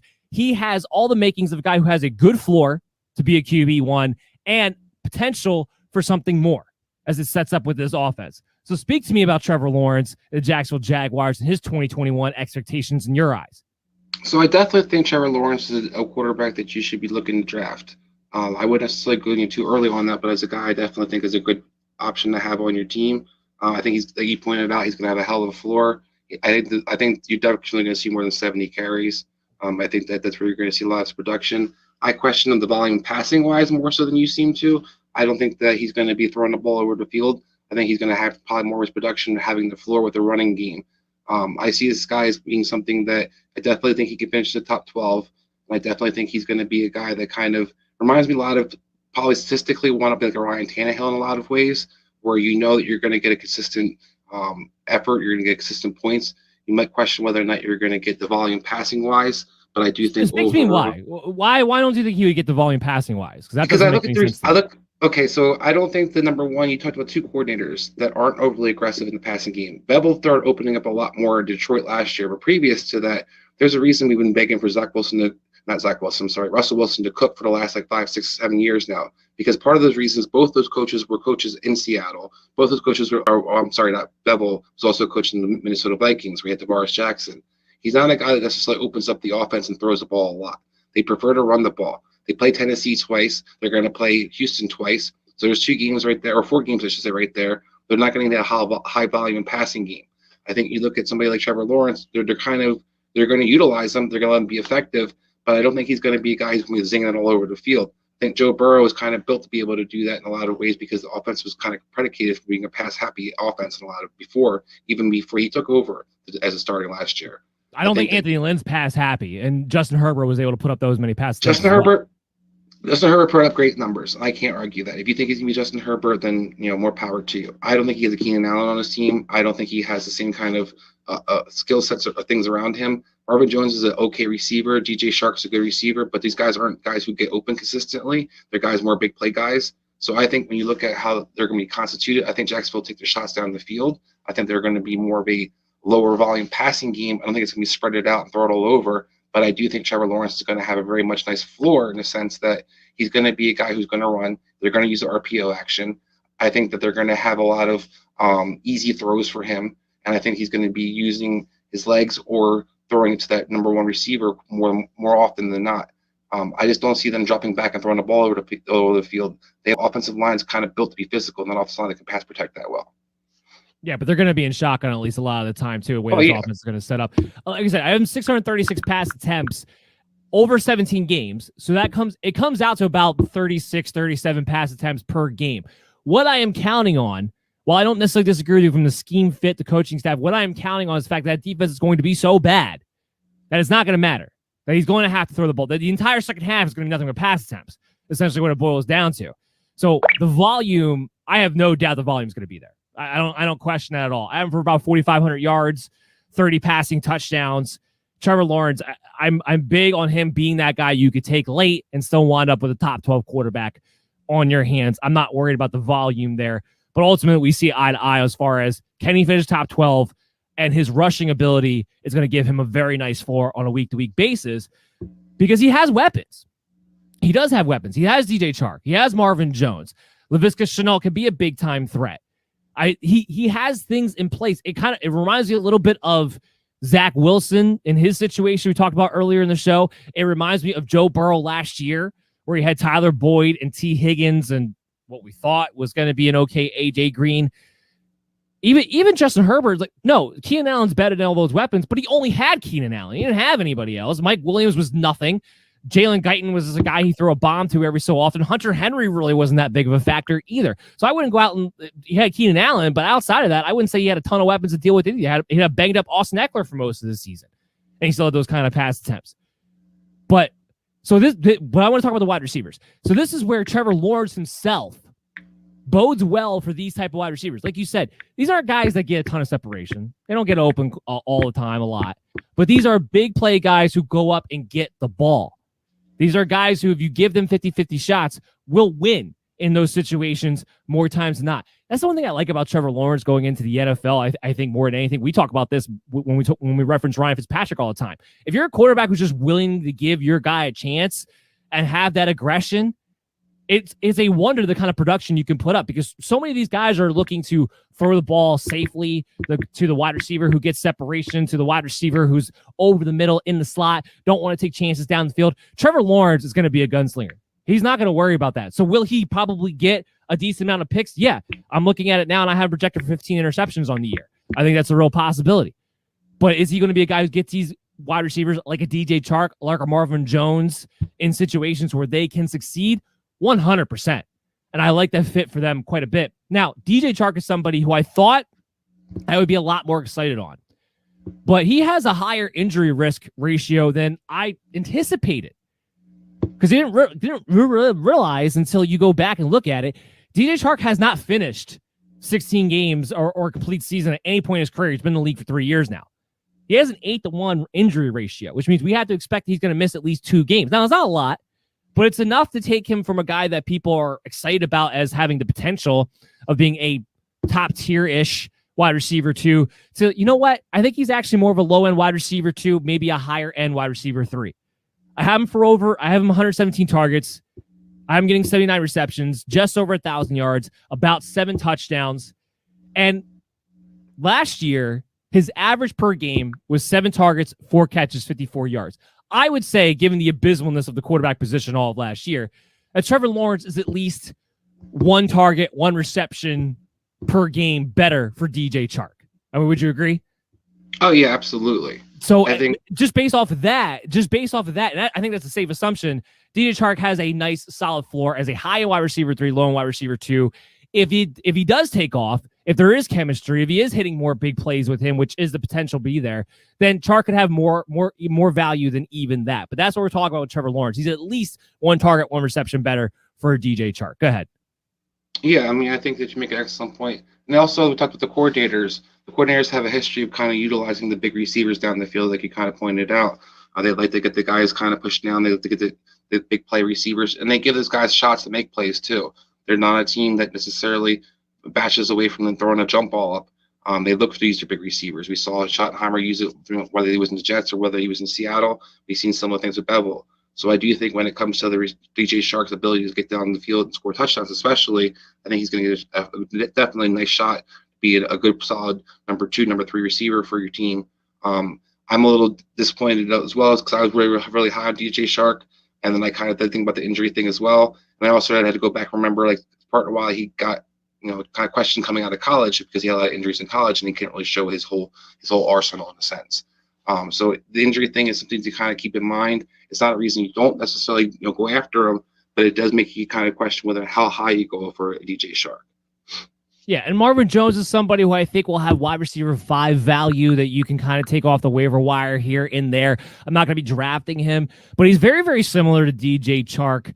And I expect Chark to be the number 1 target, at least over Marvin Jones anyway. So it kind of limits what he can possibly do. I think he's a nice addition. I think he provides the floor for Trevor Lawrence throwing the football. But he himself, I only have him for about 5 touchdowns, just under 800 yards on the season. I think he'll be a wide receiver 5 that you'll be able to utilize. He's another guy who has a little bit of an injury risk kind of baked into his statistics as well. I think the guy that we really have to question where's his ceiling to floor ratio is Libiscus Chanel. Now, I have him for about 57 receptions, 735 yards, 5 receiving touchdowns. But I'm really curious at how he's going to get utilized. Is he going to be the guy who lines in the backfield and gets those type of touches as well? Is he going to take a next step up maybe in his route running ability? Because I think he's going to get to play the slot. He's going to be one of those bigger, physical, deep threat wide receiver slots. This team's going to be very, very vertical in the passing game, just the way their personnel is constituted. So I think Libiscus Chanel is kind of a wild card factor of where his potential and floor could be as far as this offense goes, depending upon where he's at in his development. And also, is he able to possibly usurp Marvin Jones as far as target share goes at some point in the season? Go ahead. Yeah, so I don't know if he's going to be able to take over the targets. I look at how kind of Detroit used Galladay and Marvin Jones together, and I kind of see a similar fit with Chark and Jones. When it comes to Chanel, I feel like he has to really elevate his running skill. His pass running ability. I think he's not a great route runner at all. I think he's a gadget player in a lot of ways in my book. And when I look at his kind of fit right now, I question his value because if they're truly going to have Travis Etienne out in the field and they're going to be using him in different ways that they kind of talked about, then he kind of takes away what Chanel does the best. So I kind of wonder what Chanel actually becomes. We even saw when the receiver core was all banged up, Chanel still didn't do that well. People kept expecting to have that big game. People kept trying to talk about how he's going to break out, but the guy never really did. I think that he's a poor man's Curtis Samuel in a lot of ways, and I think that he has to definitely step up his skill set. Now, will he be utilized on some jet sweep actions? Will he get some gadget plays here or there to utilize them? Sure, but I think overall, you're going to see this team be a little bit more physical with their receivers and maybe have more 2 tight ends than we expect. And I think that you're going to see that Marvin Jones and DJ Chark, as long as they're healthy, be the primary receivers out there. While I don't necessarily think that Chanel's going to have a guy that's going to be out there on a consistent basis. Yeah, you're leaning more towards the floor, and I don't necessarily disagree. I think you brought up a key point there is Travis Etienne. We know that Urban Meyer wanted to draft Kadarius Toney. When he wasn't able to, he drafted Etienne with the idea that he was going to take on that role. But my point is, too, is I kind of wonder, when they go through practice and realize Libiscus Chanel is probably better fitted for that type of role in the Urban Meyer offense, that's where I get a little bit curious as can that change? And then Chanel winds up in that where they kind of use him more as all over the place, kind of like a Curtis Samuel, like you're saying. Curtis Samuel was more fine-tuned, But I think Libiscus Chanel, from an athletic standpoint, has a bigger potential. Again, it'll come down to that. I just think while you're more towards the floor, I do think it's an interesting situation because I think he would actually be better fitted for that quote-unquote Kadarius Toney type role within the Urban Meyer offense. So I want to see how that actually winds up playing out, even though it doesn't seem to be the mindset at the time. But he's the wild card. Now, you're not drafting him in redraft leagues. I wouldn't draft. In fact, the only wide receiver I would want to draft is DJ Chark. Even Marvin Jones, if you're taking him because he has a wide receiver 5 floor, and I think you can just find guys with more upside, ultimately speaking. But let's move on to the running backs, because that's the big question. Travis Etienne, James Robinson, what is this split going to be? Here's what I'm envisioning, because you're talking about Darrell Bell, you're talking about Brian Schottenheimer, and I think you can look at Seattle, you can look at Detroit last year, and I think you can get an idea as to how this thing's going to play out. By season's end, I expect Travis Etienne to have more carries and be leader as far as that goes, and certainly will definitely have more receptions. But early on in the year, I wouldn't be surprised if you're seeing kind of a 55-45, maybe 60-40 split in favor of James Robinson. We're going to mute your mic real quick there. We're in favor of James Robinson getting the ball as far as carries go. But I expect Travis Etienne to always be the number one target throughout the year. The question will be exactly when in the season does Travis Etienne take over? Swift under Bevel, when Bevel took over as head coach, when he became the starting running back. His pro rate at that point for a 16-game season, that was a small sample size, but for a 16-game season would have been over 200 carries, 208 carries exactly, 65 receptions. I expect something similar on those numbers to a Travis Etienne as far as his rate goes. I have him projected for 162 carries, 690 yards, 7 rushing touchdowns, 56 receptions, 424 yards, and 4 receiving touchdowns. So I have him for 11 touchdowns, similar to kind of what Swift did last year. Those are similar to Swift's numbers, where he was a solid flex play to RB2 by the end of the season when he became the starter. I think there's a similar situation for Travis Etienne. I believe Etienne is going to wind up being overdrafted. I think his ADP is going to be higher than what we're going to value him at. And I want to caution people to that, because I don't think Travis Etienne is going to be the main ball carrier early in the season. And I think that's something that people aren't really taking into consideration, because they're saying, hey, he's got first-round draft capital, therefore he's going to be a starter out the get-go. While, yes, they definitely don't have any ties to James Robinson, that much has been clear, I still think you're going to give James Robinson more of the goal line work as the bigger back. And Travis Etienne's not somebody who projects out to me to be a bell cow. Even if it's not James Robinson next year, I think they're still going to have somebody for him to share the workload with. I think there's a real plan in place that both of these guys are going to be significantly involved. How do you see that splitting up? I think you make an excellent point. I think the Detroit backfield is like the basic way I would just look at this unfolding in a lot of ways. We saw Adrian Peterson, we saw Kerryon Johnson, and we saw Swift. We saw Swift had the draft capital. We saw that he was the last guy to actually get the opportunity. We have a similar coaching staff. I look at the team. To your point, I think they're going to kind of utilize their other backs more so in the beginning. I think by the end of the season, it'll be clear that NT is the most talented back and will become the starter. I think he's the best pass catcher out of the backfield as well. But I think early on, especially pass protection-wise, you're not going to see him as a guy going to be out there as much as people expect. He's not going to be starring in week 1 or week 2, probably even week 6. I think this is a guy you're kind of looking for as the season progresses. This is a guy you want to have on your roster. But don't get twisted that you get burned in the beginning, because I look at, like I said, Swift. If you were drafting Swift early last year, like a lot of people were, and they thought he was going to have this breakout right off the bat, you didn't get that. You had to sit there and wonder why Adrian Peterson got carries, even why both Scarborough got carries at one point. So you had to get kind of frustrated to actually get the production you were looking for. And Swift had a nice little run towards the end of the season, but it was only about 4 or 5 games. So you're looking at Etienne, I think, a lot of different ways where this guy's going to be utilized. He will be the top back by the end of the season. I think James Robinson's just the guy, in my opinion. I think Carlos Hyde will kind of get his opportunity. Someone like Adrian Peterson got his opportunity last year because he's a veteran guy. They'll kind of want to use him, let him kind of take the dirty run, so to speak. But I think overall, Etienne's the back that owned in that backfield. And I do think that it's going to be a 3-way split early on and then eventually become a 2-way thing. And eventually Etienne's just the man. Yeah, just to give you guys an idea on the timeline of what happened in Detroit last year, which is just a very comparable situation to this. From weeks 1 through 7, it was 69-31 as far as the carry split in favor of Peterson over Swift. And then After that, it was 69-31 exactly, but this time in favor of Swift over Peterson once Bella became the head coach, took over, and Swift started starting. So I see a similar timeline where maybe about halfway through the year is when you would see Travis Etienne take the flip and not only be the guy who gets the majority of the receptions, but also starts to get the majority of the carries there as well. Yes, Etienne's the guy you want to own, without a doubt. But don't overdraft him. This is the guy I can see his ADP being in the top 4 rounds. You're going to have to wait for that production. Now, maybe you're fine with it because, hey, if he can be your flex guy for now because he's going to have enough receptions in order to get you that floor and you can wait for it, then okay. But I think you're going to be overdrafting if you draft him that high. I think you more want to aim 5th, 6th round, 12-team leagues, somewhere in that territory for a guy who's going to have the potential to be the RB2 down the road, but really just a flex play early on in the season that you're banking on for receptions. This is a situation that is going to be fluid. While I have these projections out now, this is something I expect to tweak and change as we move through training camp because we're going to get more information in preseason. The one benefit of this being a young team and a first-time head coach in the NFL, things of that nature, I think we're going to see these guys play more in the preseason than we would other teams. So we're going to, between training camp and that, I think we're actually going to get a decent idea before the season actually kicks off. And I'll just speak to that point real quick. This is why you draft later on. This is why you draft as close to opening day as you possibly can because you want as much information as possible, but you also want to avoid the possibility of guys getting injured. I know everyone gets excited. I do too. Don't draft early August. Don't do it. If you can wait till that first weekend of September, that would actually be ideal because these things will play itself out. We'll have a better idea going into it. But as of right now, that's kind of how I see this breaking down. We got to go into the San Francisco 49ers because we're actually running very, very short on time today. 49ers coming up. The big question, let's just get it out the way.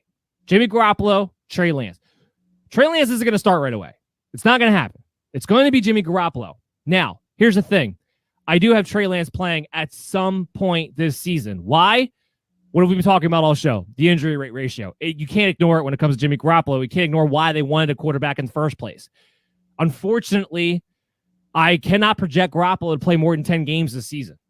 That means 7 games out of Trey Lance. The question from that is going to be, does he play 10 games straight and then get hurt, or is it a couple games, or does he play 4 to 5 games and then get injured? The reason why that's a big question, because once Garoppolo gets injured and Trey Lance comes in, there's a real possibility Trey Lance doesn't wind up coming back out. Because of the fact that he's the first-round quarterback, he's supposed to be the future of the franchise. So you're going to have to deal with that element. Ultimately, for redraft purposes, this sort of takes care of itself because you're just not drafting the San Francisco 49ers quarterback. But just speak to that real quick, what you see that scenario playing out into. Yeah, I think there's going to be different pressures that are kind of going to hit this team when it comes to Trey Lance and Jimmy Garoppolo. And all the injury things you have to kind of consider about and worry about. The 49ers need to start off well. If they don't start out well, I think there's a good chance you're going to hit a clamor for Trey Lance. You're going to have the kind of push to try to inject some kind of, more athleticism on their offense. This team does still kind of lack some playmakers on the outside. We kind of talked about Ayuk and Samuel, but they're not guys who necessarily are great, superstar receivers in a sense. And I think when Jimmy G kind of has what he has around him isn't something that's particularly proficient when scoring. But I do think when it comes to his ability, I think Jimmy G is going to be a guy that you're going to have a hard time getting off the field. I expect him to come with a chip on his shoulder this year. I expect him to have a really nice play. I just kind of wonder if he gets the opportunity to shine in a lot of ways. We kind of talked about in the past about him and Kyle Shanahan's marriage, and Kyle Shanahan seems to doesn't like him, I guess. I don't know how to kind of put it otherwise. He's not Kirk Cousins. He's not his guy. It seems more and more that it must have been John Lynch's trade, not Kyle Shanahan's trade when they traded for him. But I think when it comes down to the ability, I think Jimmy G is the only quarterback that gives them a true chance to contend and be a competitive team. We've seen Nick Mullins, we see CJ Beathard. They've always pretty much stunk. And when they come out there, the 49ers completely drop off offensively. Even though they have that great scheme and they have that great coordinator, I think that overall, you need a guy who can actually be efficient. I think when it comes down to it, if they're trying to win, Jimmy G will be the quarterback. If they're out of the playoffs, then you'll see Trey Lance. Well, and everything you just talked about speaks to the fantasy value of the wide receivers, the pass catchers in general when it comes to this team. I don't know why people seem to forget this. Jimmy Garoppolo is a very accurate quarterback. He's a very good passer. They win a lot of games, actually, when he starts. But that goes to speak to when it comes to Brandon Ayuk, Deebo Samuel, George Kittle, You want Jimmy Garoppolo to be the quarterback for these guys to reach their fantasy ceiling, not Trey Lance. And that's going to have a big deal as far as their value, because a lot of people, they're excited about Brandon Ayuk. They're excited about Deebo Samuel. I would be excited about George Kittle either way, just because of the dynamic talent that he is. We'll talk about him in a second, but let's talk about these wide receivers. Now, when it comes to Brandon Ayuk and Deebo Samuel, the big thing you're trying to figure out is who's actually the number one wide receiver of the two. There wasn't a lot of games last year that were on the field together because Deebo Samuel was in and out of the lineup, whether it was injury or COVID list, whatever the case may be. He missed quite a few games last season. The weeks that they played together, weeks 4 through 7, and I went with that because it was a nice month-long stretch to kind of take advantage of. It was pretty close. Brandon Ayuk out-targeted him. It was 26 targets to 22. Outproduced him a little bit, had 3 more catches. Now, the big kicker is that he had almost 100 more yards off of 3 more receptions than Deebo Samuel. 2 touchdowns to 1 touchdown. So it favored Ayuk. The big difference, of course, being Brandon Ayuk is going to get the opportunities to be the deep field threat, or he just has a skill set where he's better after receiving, yards after catch. He's better. He's explosive. He makes guys miss. He makes guys miss tackles.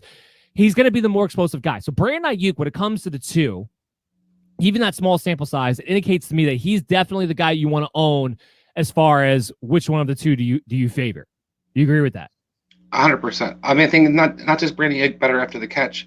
I think why he's so much better than Deebo Samuel and why he's my number one receiver for that team is he can actually run routes. Deebo Samuel is not a great route runner.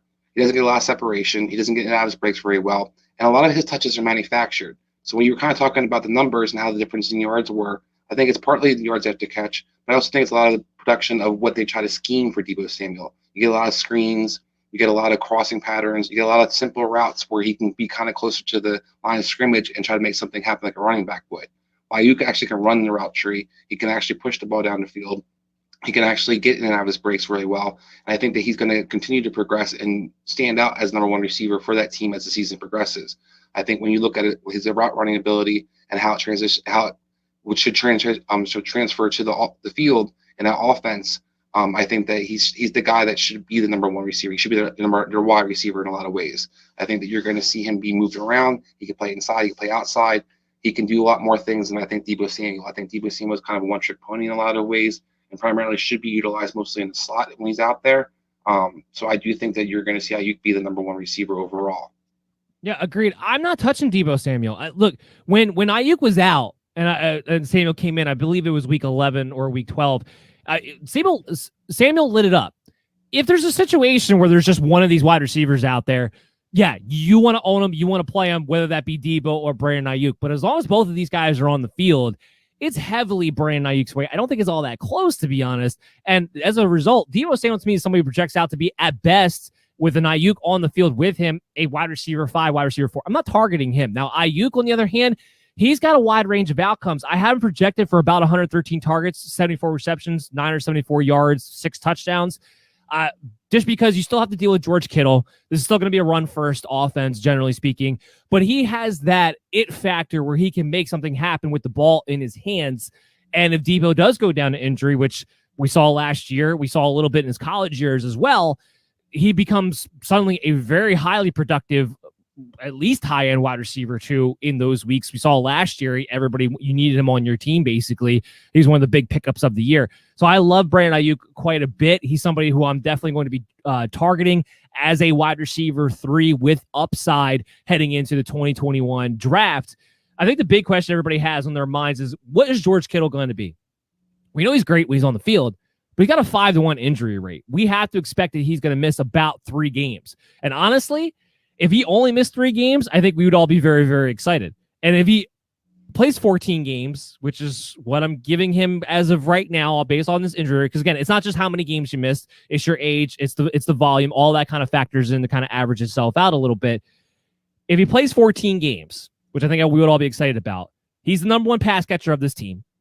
118 targets, 87 receptions, over 1,000 yards, actually over 1,100 yards, 6 touchdowns.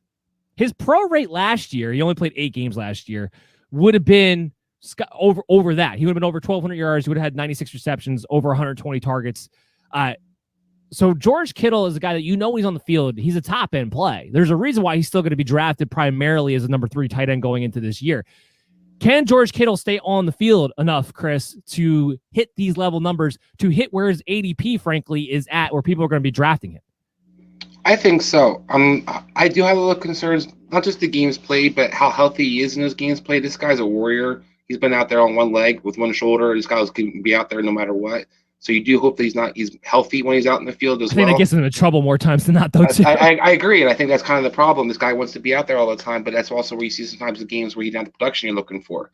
But as long as he's out there healthy, and I think there's a good chance, I think this is going to be a year where you see George Kittle kind of blow up in a lot of ways. I do think he's going to be healthy for most of the season. It's more of a gut thing than an actual statistics thing. I can't go off the ratio necessarily, and I appreciate the numbers that you have that kind of back it up. But I look at Kittle as a guy, he didn't get hurt a lot in college. His injuries seem to be kind of more about wear and tear in a lot of senses. And I hope that the 49ers kind of realize that he can't be the guy that blocks everybody all the time. They have upgraded significantly on their offensive line the last couple of years, so I think that might help him a lot as well. And maybe he's kind of be able to kind of be more of a finesse tight end in some senses, where he's not always at the block. Yeah, he's always a chip. He's always a block. He's been a lead guy all the time. And I think that we had concerns with Gronk with that throughout his time in New England. But when Gronk had every couple of years, he'd have those. He just played every game. So I think Kittle has that kind of due to be, in a sense, be healthy for a season, have a season where he kind of shows what he's got and has that breakout year. And I think that we talked about Jimmy G being, really efficient and being good. I think that Kittle's going to be the biggest beneficiary of all of that. I think that he's kind of the heart and soul of their offense in so many different ways. And I think the 49ers, if they're going to be competitive, it's going to be because George Kittle's, having a great year. No, there's nothing to disagree with there. With George Kittle, it comes down to that. This is why I'm going to have Darren Waller ahead of George Kittle. I'm going to have Darren Waller as number 2 tight end over George Kittle because of this factor, because he just, again, the wear and tear, it's not going to go away with the way he plays through everything. He kind of sets himself up where I'm just not going to expect him to play more than 14 games this season. It's why he's going to be my number 3, not my number 2. But when they're both on the field, even with there being other weapons, maybe this year plays out a little bit differently because there's nobody else to throw the ball to in the Raiders and Darren Waller. But most of the time, he's still a more dynamic talent, especially after the catch. And that's where it kind of comes down to. So if they're both on the field, George Kittle, to me, he's second to only Travis Kelce. But as far as the overall season goes, he's going to have to be behind Darren Waller for me just because of that factor. You can't trust him to stay completely healthy. He hasn't played a full season yet in his career, frankly. So we're going to have to see that project out. But hopefully, and I do have confidence, he'll play more than the 8 games he did last year, too. And that's why I'm jumping at 14. Go ahead. I understand the injury concerns, but I also think the personnel-wise, Waller has to compete with an extra third receiver a lot of times when he's out in the playing for the Raiders. While Kittle, I don't know if they're ever going to have 3 receivers out in the field very often. We don't even know who the third receiver is. They're set up right now. Nobody wants to see Mohamed Sanu out there. Yeah, so, when we look at kind of what he's going to be able to do and productive-wise, we kind of have questions about Deebo Samuel, both of us. We kind of think Ayuk's going to be number 1. Somebody's going to catch the ball. And unlike the Raiders, you don't have a Jalen Richard in the backfield. You have pretty much unproven pass catchers in the backfield as well. So he's going to get the volume a lot more, I think, and have that consistent volume. But I do understand the injury concerns. Well, look, off of 14 games, I still have him getting more targets by the end of the year than any other pass catcher on the San Francisco 49ers. Just to kind of speak to that as far as the volume goes. The last thing to talk about the 49ers is the running backs. There's confusion as far as, Jeff Wilson, that means Wayne Gallman's number 2, or maybe Wayne Gallman's a candidate to get cut. Look, it's going to be Trey Sermon, who's going to be the number 2 stringer as far as we go into this thing. And the draft strategy on the 49ers backfield doesn't change. You draft the guy who's the lowest ranked because that's the guy who's going to have the most value at the end of the year. Doesn't matter who starts. The guy who's going to have the most value is going to be the lowest guy ranked. The lowest guy ranked is going to be Trey Sermon because it's still and should be Raheem Mostert ahead of him because I do believe Raheem Mostert will be the starter come week 1. You want to talk about a guy who has an injury ratio problem, though. It's 4-1. I have him missing 5 games this year, minimum. I think that even might be a little, generous, frankly, on my part, but it comes out to at least expecting him to miss 5 games this year. He's going to be very effective in those 5 games. Mostert's going to have value, and if you can get him at the right price, just like any player, if you get him at the right price, they're still worth it. But Trey Sermon's going to be the guy that I'm going to target. I'm not necessarily going to target Mostert unless he's falling to me, 8 round 8 through 10, somewhere in that range, then I'll start to think about him, because in that range, you're going to talk about a guy that while he's on the field is going to be an electric RB2 who has the potential to win you any given week just because of his God-given ability to be able to break them and have those big games. But I have him for 800 yards. I have him for 8 rushing touchdowns, about 40 receptions. So that's a safe thing. But Trey Sermon, I have right there with him. Right there with him. I have him getting more carries by the end of the season. Just over 800 yards, also 8 rushing touchdowns. The difference is going to be Trey Sermon is never going to be very involved in the passing game. I compared him before this, and the more I think about it, the more I think I'm dead on the money. He's Alfred Morris in the Kyle Shanahan system. Remember Alfred Morris in the Mike Shanahan system? Very similar. 0 in the passing game, barely ever contributed in that capacity, but they trusted in the goal line. They trusted on first and second down. Very similar type of runner, fits the system well given his skill set, physical type of body. He projects out to be a guy that I think of the 49er running backs actually has a chance to stay healthy throughout the entire season, and he will get his opportunity when Raheem Mostert inevitably goes down the injury. Now, what happens after that will remain to be seen. Is it a situation where Mostert doesn't get his job back? You're talking about the 49ers. So everyone's going to be involved to some capacity when healthy and on the field. But this is why if I'm targeting a particular 49ers running back, I'm going to be targeting Trey Sermon, because you're going to probably be able to get him in double-digit rounds depending on where Raheem Mostert is going. And he's going to be very valuable at some point in the year and maybe could be a playoff winner as well. Go ahead. Okay, so I look at this very differently in the sense that I'm not targeting any running back really other than Raheem Mostert. If Raheem Mostert falls into my lap round 12, then I would draft him. Otherwise, I'm not touching this backfield because I have no idea what's going to happen when it comes to Kyle Shanahan. It reminds me of the New England backfield in so many different ways, where you have guys that are going to play roles, but we haven't figured out the roles yet. Who's going to be the pass catcher? Because as you kind of pointed out, Trey Sermon's not going to be that guy, but Raheem Mostert wasn't allowed to be that guy either. So is it going to be Hasty? Is it going to be They don't throw Jeff the ball Wilson to the running Jr.? backs that much either, so I don't know if you necessarily have to have one. Is it going to be Wayne Gallman? Wayne Gallman's actually the guy who can do a little bit of everything. It reminds me of Jeff Wilson Jr. in a lot of ways, and could be annoying just because he's able to do a little bit of everything. Could it be Eli Mitchell or Jeff Wilson when he comes back? Yeah, no, I it's mean, fair. That's where I can't. I think even when it comes to Elijah Mitchell, I think Elijah Mitchell's a better fit and more explosive in a lot of ways for the 49ers than Trey Sermon is. Trey Sermon's a good physical guy. Alfred Morris comp is a pretty good one. I look at this guy as they drafted him high, so I think he's going to get a shot. But we've seen even with the Williams kid from San Diego a couple of years ago when they targeted him in the 3rd round, and he didn't play at all for the 49ers. So Kyle Shanahan having his flavor of the week, it seems to be kind of how it was with the running back. You never know who he's going to like, who he wants to have out there, who's going to miss a block or miss a key thing and get doghouse as a result. I want no part of his backfield. Like I said, Raheem Mostert, if he falls into my lap in a double-digit round, then I'll take him because you're right. For 4 to 6 games, I got a nice RB2 and me borderline RB1 guy, especially how the season starts off playing the crappy teams with Detroit and stuff. So I feel like they got a shot that he's going to have a decent opportunity to be the man in the beginning. But one of the things that stood out a lot to me in the 49ers running game is, as good as it is, it's so much better when Raheem Mostert was there than it was without him. For a simple fact, they need that explosiveness. They need that playmaker. And that's where I kind of question, is Trey Sermon going to be the answer? Because he can't catch the ball, they're going to need somebody to kind of help stretch the field, make it a little bit more explosive, a little bit bigger plays here or there. You can't just get 4 yards all the time with that offense when running the ball. You're going to need somebody that's actually going to get to 6, 7, 8 yard play runs or break one. Because we talked about the receiving core, we're kind of questioning where they're going to get the production from. And I think you're going to need to have some explosive players out there. So that's why I do question, is Sermon going to be the guy overall? I don't argue with the part that who's going to get a shot to be the man. And if I'm targeting somebody specifically, maybe I take my shot on him. But I just don't really believe anybody's the guy. And when it comes to San Francisco 49ers, especially with Kyle Shanahan. No, 100%. But again, hear what I'm saying. We're talking about if these guys fall in the second half of your drafts, there's value here because whoever the San Francisco 49ers starting running back is of that week is an RB2. Just trying to figure out who that is. But that's why I'll take my shots with Mostert if at the right price. I will take my shot with Trey Sermon because I believe he is and will be already at the right price of where you would want him to begin with anyway.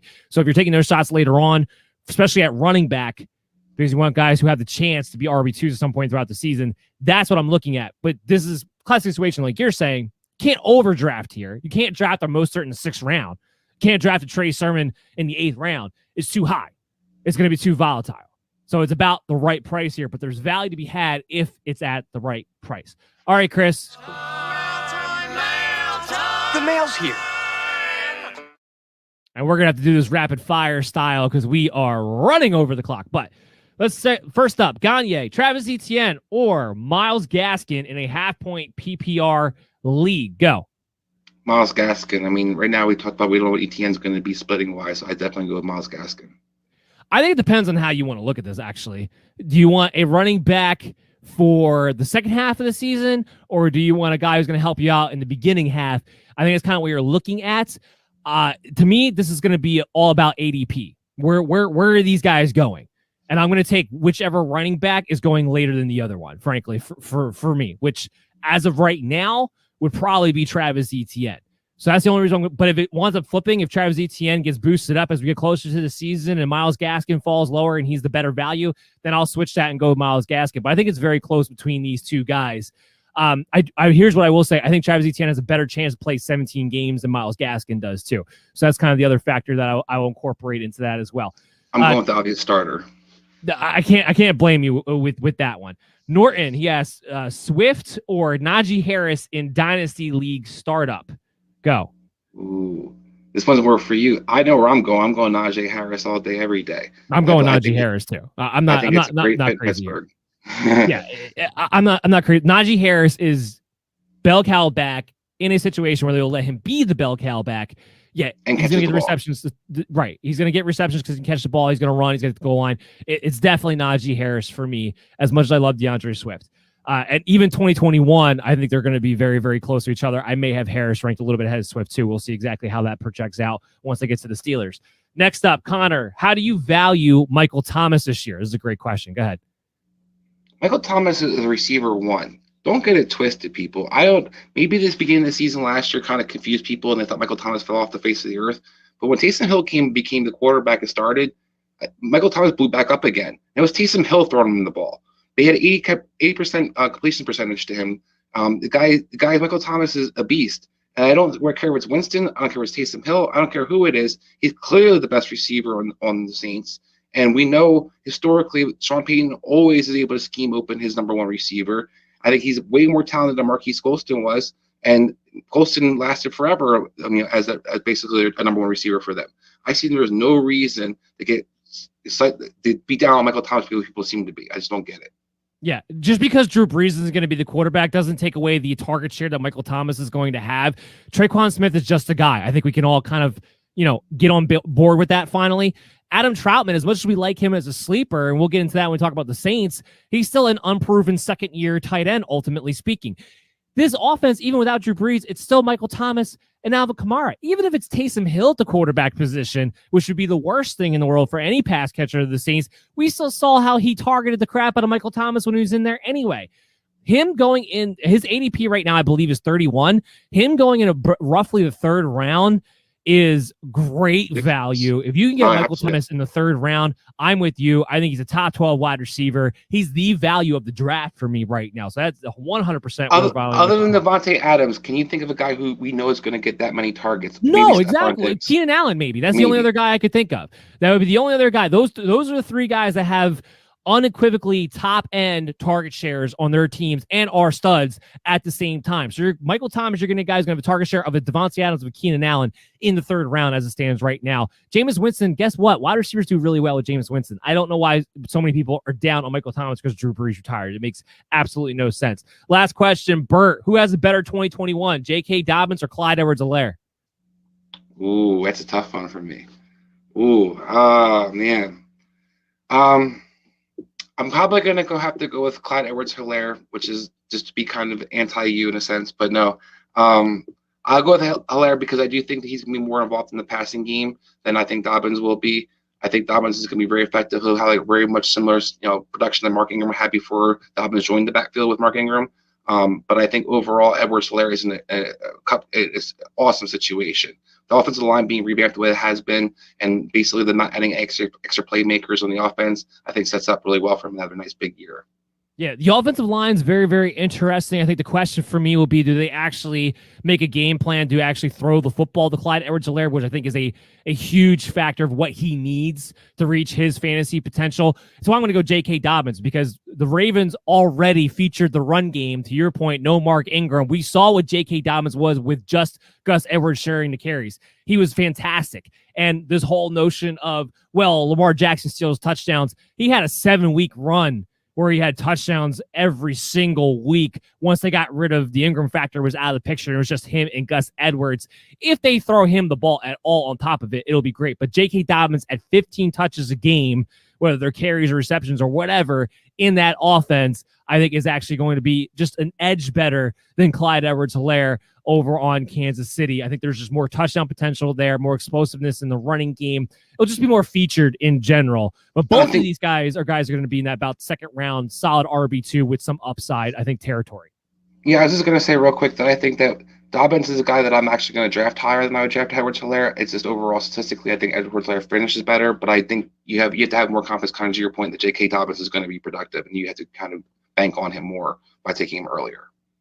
All right, I had 2 poll questions. The first one being a Michael Thomas one, so it goes back to the Connor question. And I said over under his ADP of 31. Who believes that he'll outperform it over under that 31st mark?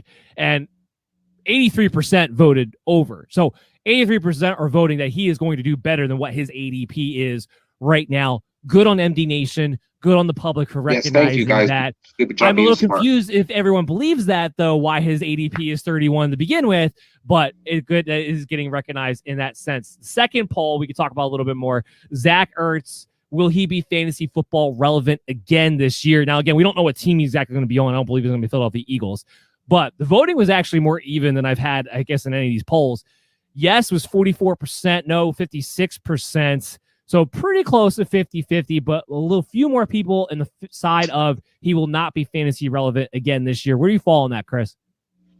He has to get traded for him to be fantasy relevant. I mean, last year he wasn't fantasy relevant at all. I think he was a scrub last year, and he looked slow. He looked like he was done. So unless he goes to a team that features the tight end, like maybe the Colts or somebody like that, I really think Zach Ertz could be finished as a productive, fantasy play. Yeah, I'm with you. If he goes to this is where I thought it was tricky because I think the team that he's most likely to wind up with is the Colts.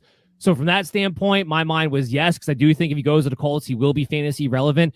To your point, though, if he goes anywhere else, I don't know that he will be. So I'm with you on that. It's going to completely depend on the situation. Even then, I think Jared Cook actually might be better than Zach Ertz is at this point. Can't argue that. That's going to be interesting as well. Thank you, guys. I know we ran a little bit over our time, but we had a lot of information. This is going to be similar to what these profile series episodes are going to be. So we're going to have, each episode we'll have 4 teams that we'll talk about in depth and make sure you guys are getting fully prepared as we get closer and closer to August for the 2021 redraft leagues. Yeah, we're heating up real quick. As always, I'm your host, Dan Mader. I'm joined here with Chris Dowhower. You can follow us at BellyUpMDFF Show. Make sure you do and have those notifications up on your social media accounts because we're always putting out player news notifications and giving you the fantasy analysis on the fly. So very informative for you guys there. We'll be back again next week from 11 a.m. to 12:30 p.m. on the Worldwide Sports Radio Network, WWSRN, options you buy Belly Up Sports. Guys, we'll see you next week. MD.